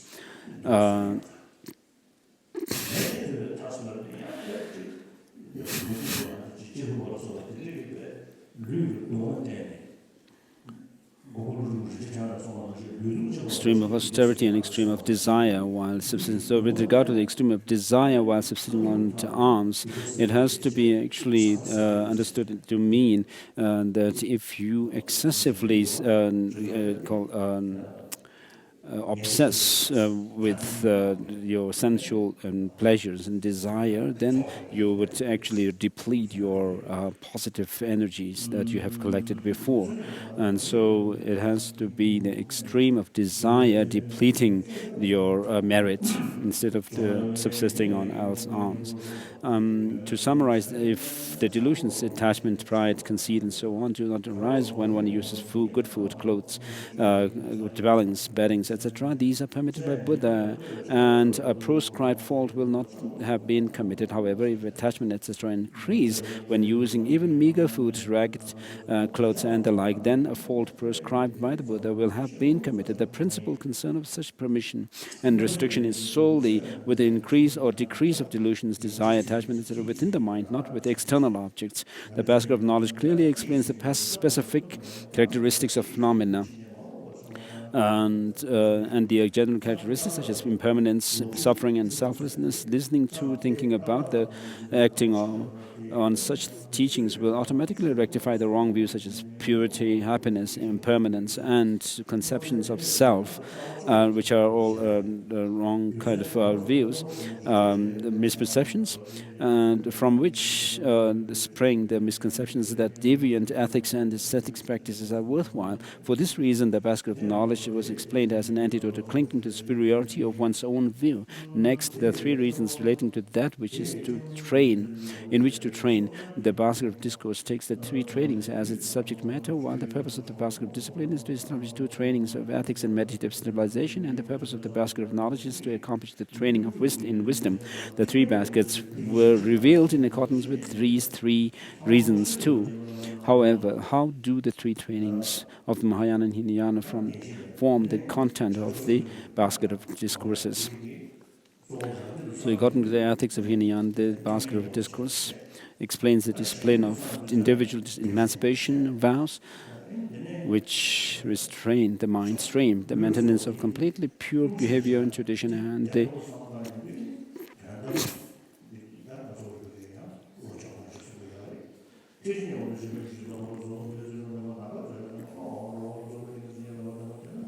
And so with regard to these practices, there are also, we have the practice of 37 factors leading to enlightenment, and also the meditation on emptiness, which is the meditation on the ultimate reality. It explains the concentration of states, mental stabilization, and formless absorptions, and the training in wisdom, which is special insight, seeing the Four Noble Truths as they are. According to Mahayana, the basket of discipline explains ethics such as restraint from these states, the training in meditative stabilization, such as the sky treasure and going like a hero, and the training in wisdom, which is the non-conceptual intuitive wisdom that understands the ultimate mode of reality. The basket of discipline describes the way to practice the two trainings of ethics and meditative stabilization, for it shows unerringly what is to be cultivated and engaged in, what is to be abandoned and refrained from. Thus, it specifically purifies ethics. If ethics is pure, if ethics are pure in this way, we will not experience anguish or regret. Free from those, physical suppleness or ecstasy is attained, and dependent on that, mental joy and bliss increases. Consequently, the mind will not abide single-pointedly. Thus, the training in ethics and meditative stabilization are accomplished by following the basket of discipline.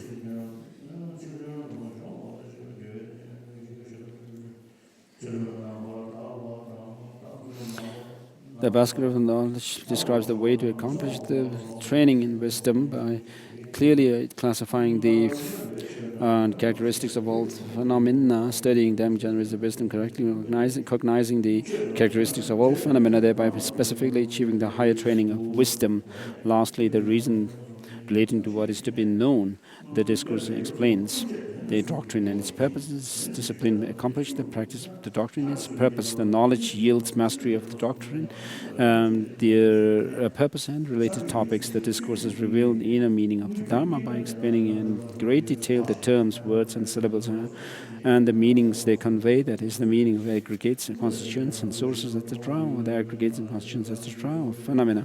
The meaning of 8 interpretive discourses, or the doctrine of the path of 10 virtues by which to obtain high status, and the meaning of 37 paths are directed towards the enlightenment by which to gain the qualities of definite goodness. The purpose of this explanation is to enable one to train accordingly. The way of basket discipline achieves the purpose of the Dharma is that in leading to purity of ethics and through revealing the meditation on ugliness, the delusions are subdued. When such insights and realizations are actualized in the mind stream, the purpose of Dharma is achieved. Study of the basket of knowledge results in mastery of the doctrine, its purpose, and related topics.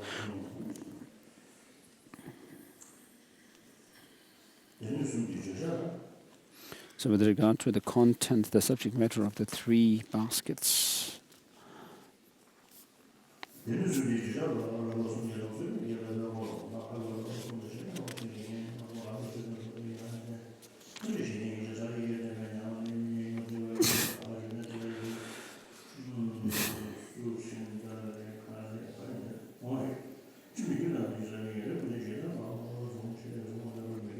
So, chapter 4.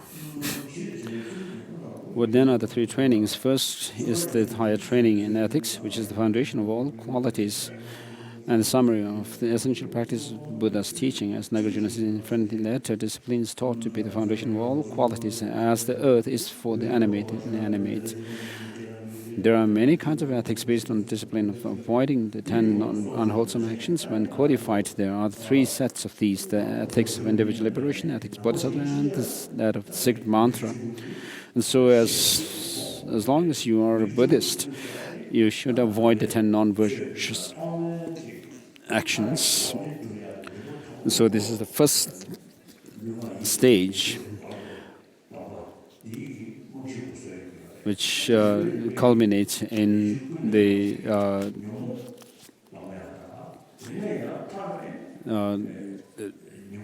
attainment of nirvana or cessation. And so right from the beginning, you restrain your body, speech, and mind, and then you build on them the rest of the practices. And so first is to avoid the non-virtuous practices, and then the second, in the middle, you should meditate on selflessness and overcome delusions or afflictive emotions.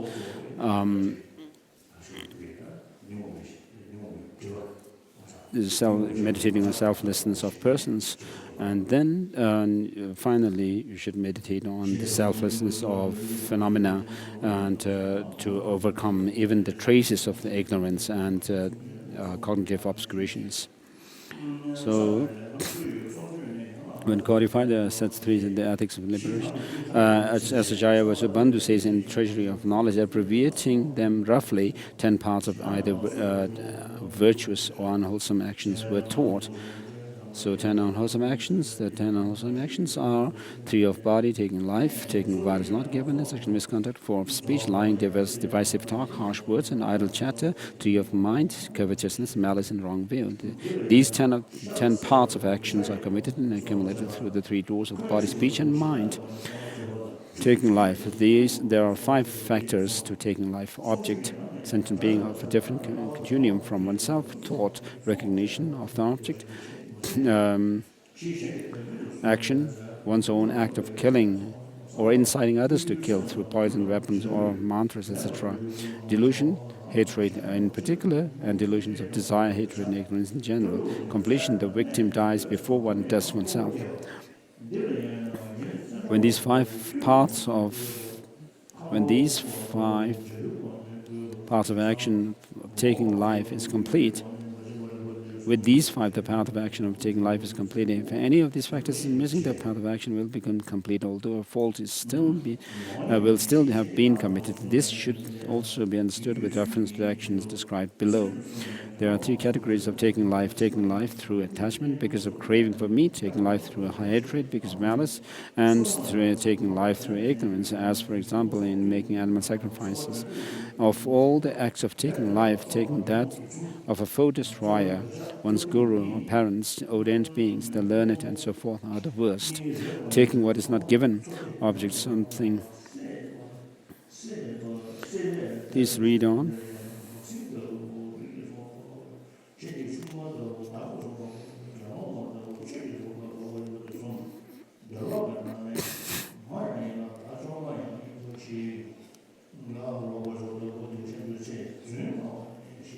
We are on lying, the 4th and virtuous. Object, the person other than oneself.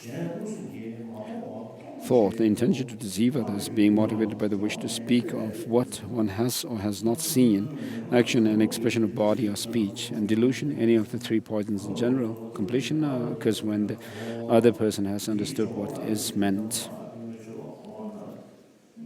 Here the action does not include expressions and deception of speech. Deceptions of speech, but also lying through physical gestures. There are 3 kinds of lies: those concerning supramental attainments, such as claiming to have attained higher qualities than one has, which constitutes a defeat. Great lies which bring benefit or harm to self and others. Petty lies, and petty lies bring neither benefit nor harm. Of all lies, those deprecating the Buddha or deceiving gurus and parents are the worst. Divisive speech.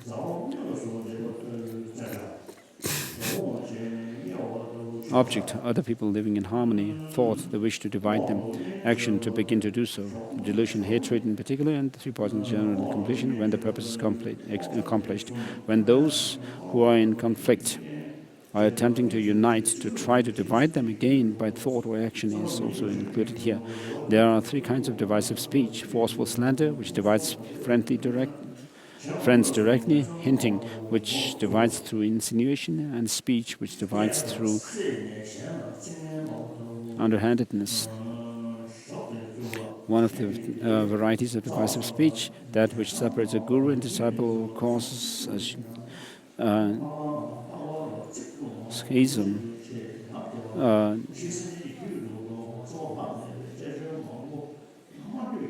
Schism in the spiritual community is the worst. Harsh words.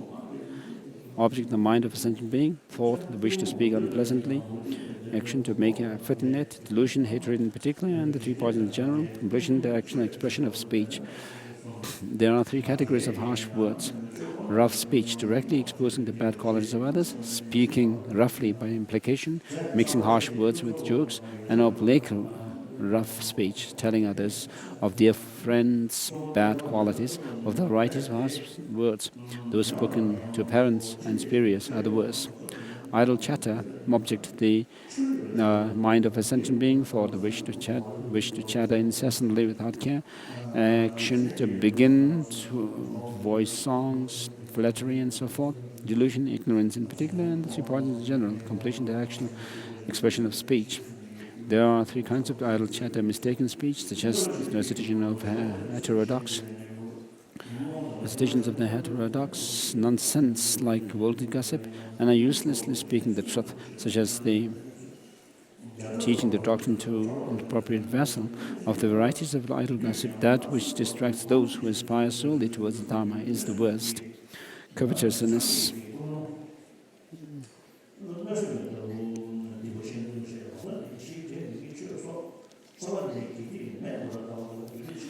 Object, the material possession of inequalities of others. Thought, wishing and hoping for others' wealth and possessions. Action, to think of it repeatedly. Delusion, attachment, particularly into parts in general. Completion, to perform the action repeatedly. Abandoning shame and embarrassment and not to apply antidotes. These are there are three kinds of covetousness: attachment to class and family lineage, which is covet what is one's own; attachment to others' wealth, which is to covet what belongs to others; and wishing for treasure beneath the earth, which is to covet what is neither of these. Now, varieties of covetousness: to covet the possessions of a renunciate is the worst. Malice.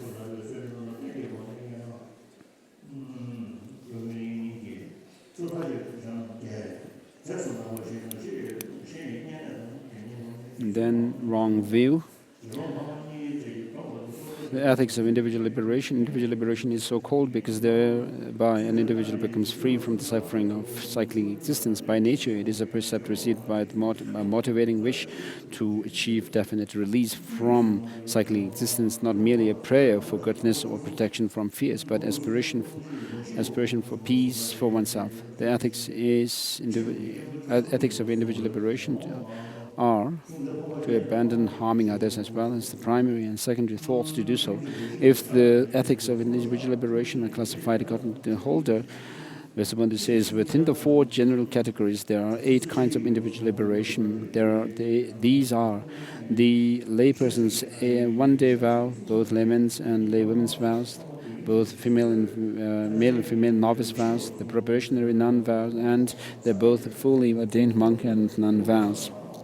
These are the 8 classes of individual liberation vows. There are 8 precepts to be observed within the layperson's one-day vow, and the 5 laymen and women's general precepts. A novice has 36 precepts of observation and abandonment, including the minor faults to be avoided.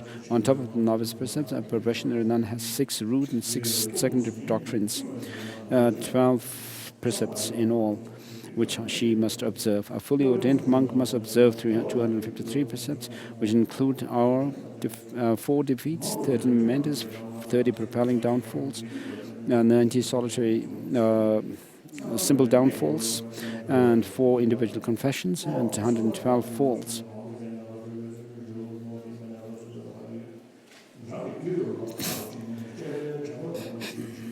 A fully ordained nun must observe 364 precepts, which include 8 defeats, 20 mementos, 33 propelling downfalls, 180 simple downfalls, and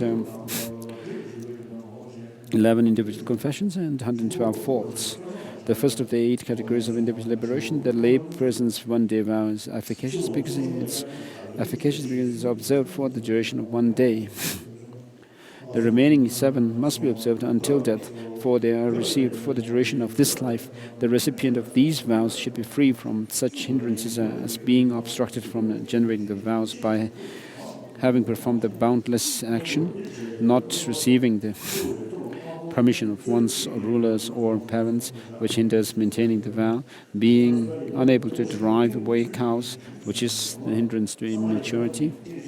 Hindrance of immaturity and not having golden hair or a pretty nose, which indicates the inordinate beauty. That inordinate beauty is a hindrance.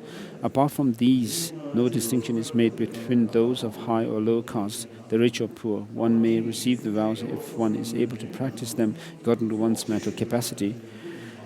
There are two traditions for receiving the vows that have been taken previously. The earlier system, which does not require much elaboration, and the present system, requiring great complexity.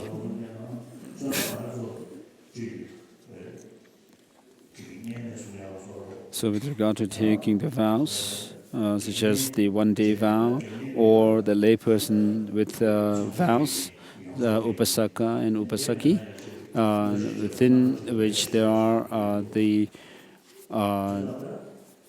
layperson with all the 5 precepts and a layperson with 5 precepts and keeping celibacy, or you can take either 1, 2, or 3, or 4 vows.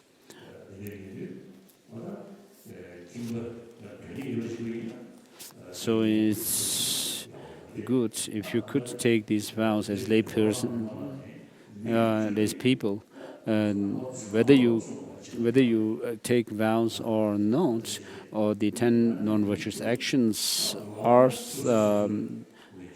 something which we as Buddhists must avoid.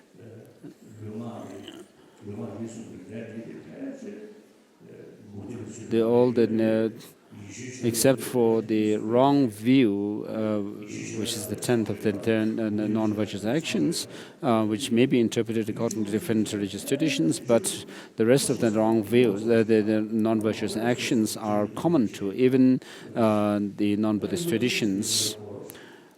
So all the religious practitioners practice them.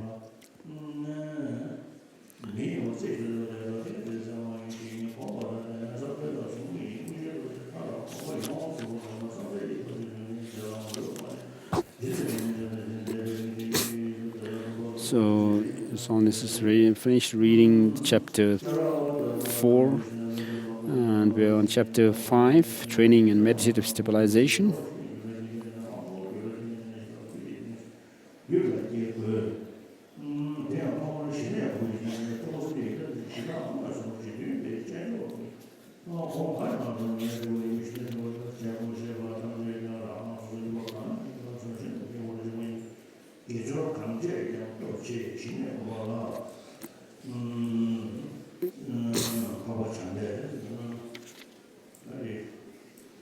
Already attained the let.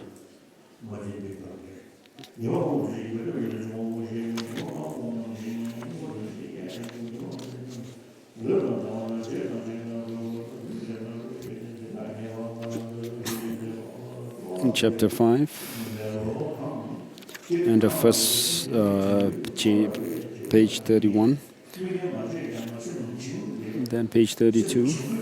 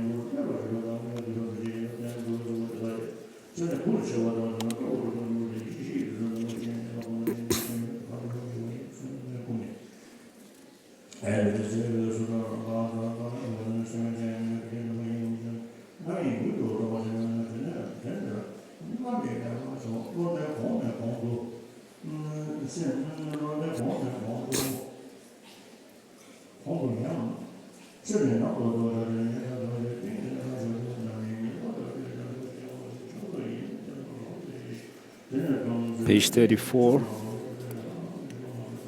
Oh.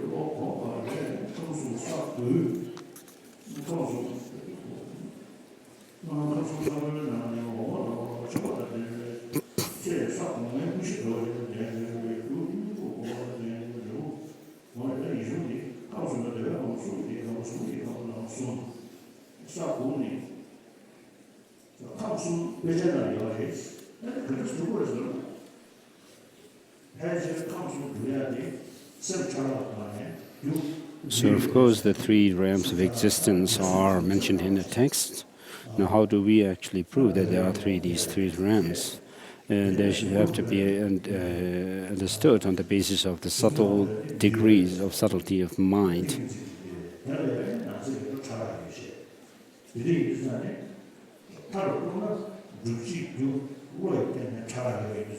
So because there is the degrees of subtlety within the mind, therefore, as a result of using the mind, there are these degrees also of this, subtleties within the result or the fruits that they brought about. And therefore, we have the three realms of existence on the basis of the mind and the different degrees of subtlety, where the higher realms are more have more of a concentration, single-pointed concentration than the desire realm mind. And within the concentration, single-pointed concentration, there is a difference in the in subtlety between the two higher realms of form and formless realms.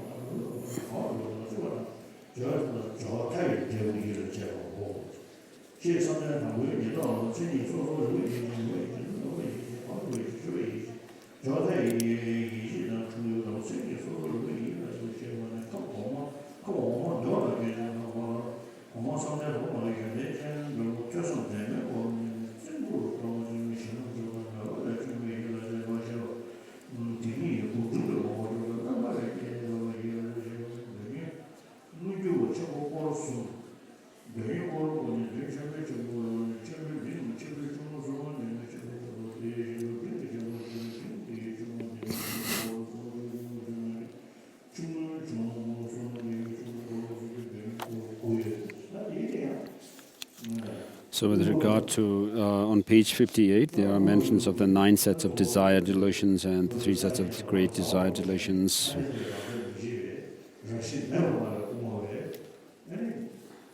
So the Madhyamikas who assert that nothing exists inherently, even in convention, their explanation and the demonstration of the final reality of things is very subtle. Those philosophical schools which assert that things do have some inherent existence have their presentation of the afflictive emotions. And because all these afflictive emotions, and when we make this division into 9 delusions within the desire realm, we have to really go into this subtle presentation of them from the point of view of the Madhyamikas who reject any inherent or intrinsic existence even in convention. So page 59, mental contemplation of final training is similar analysis, which eliminates even the subtle 3 sets of small desire delusions by the force of antidotes. So, of course, as you develop in your concentration, single-pointed concentration, and have the experience of the first realm of concentration, the actual concentration of the first realm within the formless realm and so forth, you have not, of course, completely eliminated the desire realm, called the delusions as such, but they are more or less suppressed. So the understanding of liberation is that by putting an end to the karma and delusions, there is liberation. And so this, by recognizing or identifying liberation that way,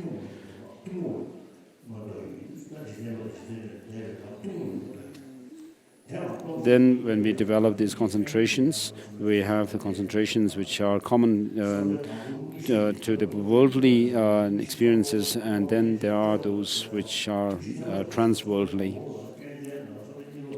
The actual stage of the first concentration has 5 branches: investigating, analyzing, analysis are both antidotes. Joy and bliss are both benefits, and single-pointed mind is the basis. When it includes both investigation and analysis, it is called ordinary actual stage, and when there is analysis but no investigation, it is called special actual stage.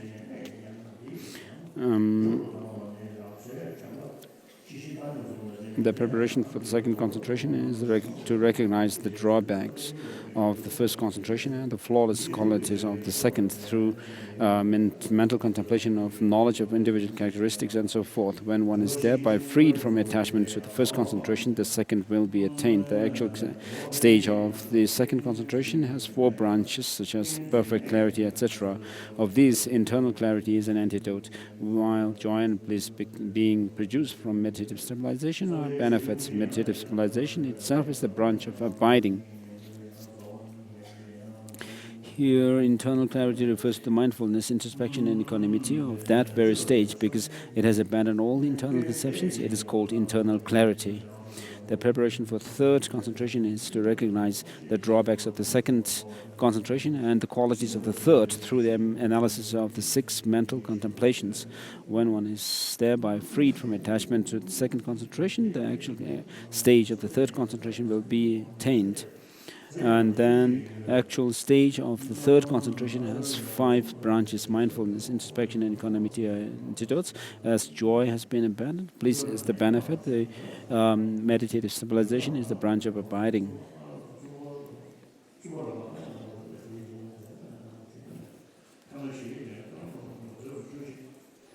The preparation for the fourth concentration is to recognize the drawbacks of the third concentration and the qualities of the fourth through the analysis of the 6 mental contemplations. When one is thereby freed from attachment to the third concentration, the actual stage of fourth concentration has 4 branches. Perfect mindfulness and perfect equanimity are both antidotes. The feeling of equanimity is the benefit, and meditative stabilization is the branch of abiding. Here,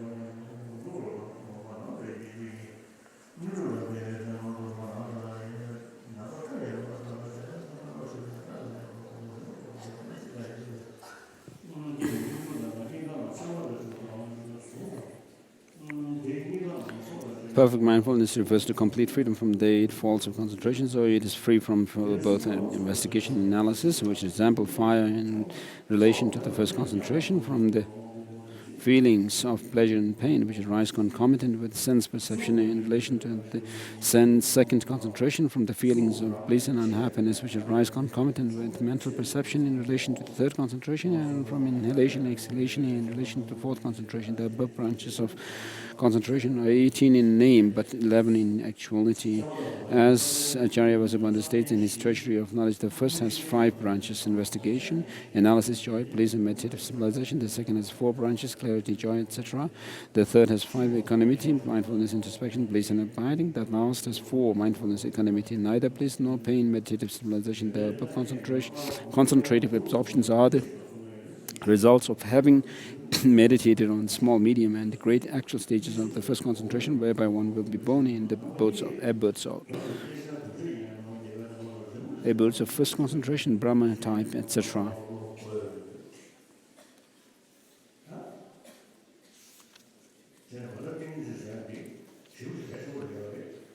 So, chapter 5 finished. So, single-body concentration is very important, without which you cannot achieve the higher qualities. So, with reference to the mantra of Harsutra Gati, the first Gati refers to attaining the path of accumulation, of course, which may be attained without the attainment of single-pointed concentration of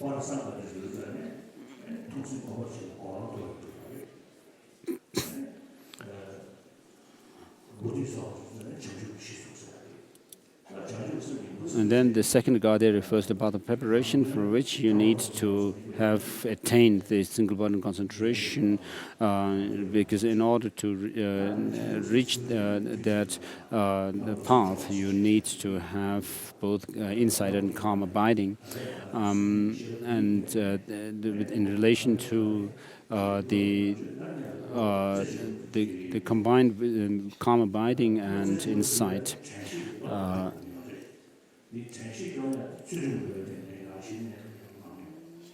And then the path of seeing, referred by Paragate, and then Parasamgate refers to the path of meditation, which is familiarizing with what you have realized. And so in order to build this wisdom, you need to have concentration, and that concentration in turn builds up on the basis of mindfulness, and about mindfulness of your precepts and vows that you have taken. And so regarding myself, even in dreams, I remember I am a monk. And with the help of mindfulness introspection, you build your concentration, which in turn builds up really single-pointed concentration, and then that in turn builds up powerful wisdom. And so for Buddhist practitioners, concentration, single-pointed concentration is very important. And when I was a child in Tibet, in Nobulenga or Dalai, I was doing meditation. So in our text there is mention of starting your meditation practice with short sessions, but more number of times, and then you can extend your session longer and longer. And then there's also the mention of the prescription of the doing meditation in 4 sessions in a day.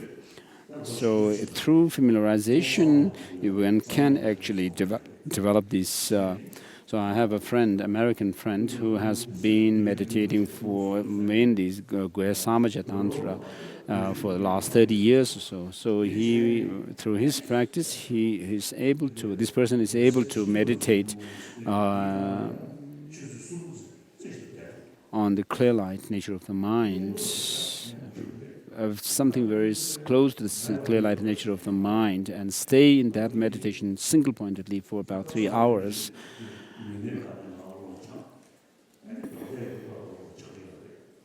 So he trains his mind from isolation of body, and then the recitation, the Vajra recitation. And recently I met him some time ago, and I told him to meditate on the clarity nature of the mind. And then there are others who are able to stay in meditation for 3 hours. Amongst Tibetans, there are not many who are able to do this. So there was one Geshe who seemed to have attained calm abiding, this shamatha, single-pointed meditation.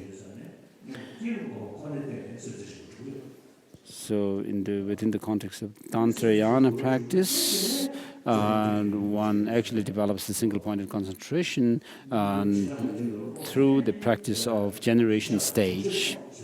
So if you are able to stay single-pointedly focused on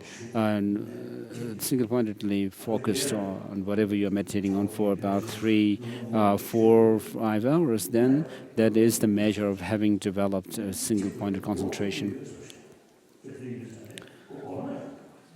So I have some friends who are able to maintain such single-pointedness of mind. So this comes through effort and familiarization. So we have finished chapter 5. Giving a Thanksgiving mandala. Mandala kam niyatayami. Do you know?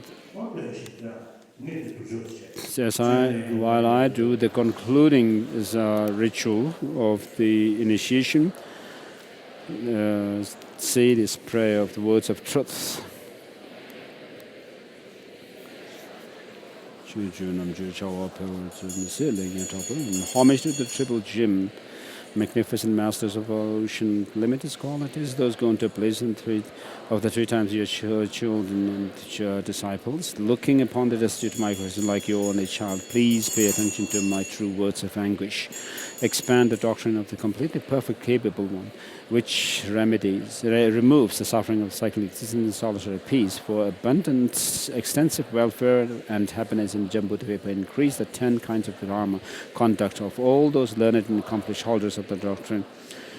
By pacifying all the unbearable dangers of sickness, weapons, and famine, cause those migrators totally compelled by intolerable strong karma, stricken by the torture of sufferings without respite, to recover their breath in an ocean of happiness and joy, particularly for all migratory beings in religious lowlands or oppressed evil actions by various hordes from the black side to the void of love. May your power of compassion rise and quickly stop the flow of blood and tears. And so, until next year, you have 1 year until we meet again. And so, have a good heart and dedicate to all the, you think of all the 7 billion people on this earth, in particular the 6 million Tibetans, and have a good intention to serve others, help others. And in order to be able to do so, you should have both education in both the modern subjects as well as the internal subject of Buddhism. And if you have a body of, otherwise, if you have a body of a Tibetan, while your mind actually acts like, in your mind you act like a Westerner, then that's not so good. And so you have to, so we'll have no question and answer session.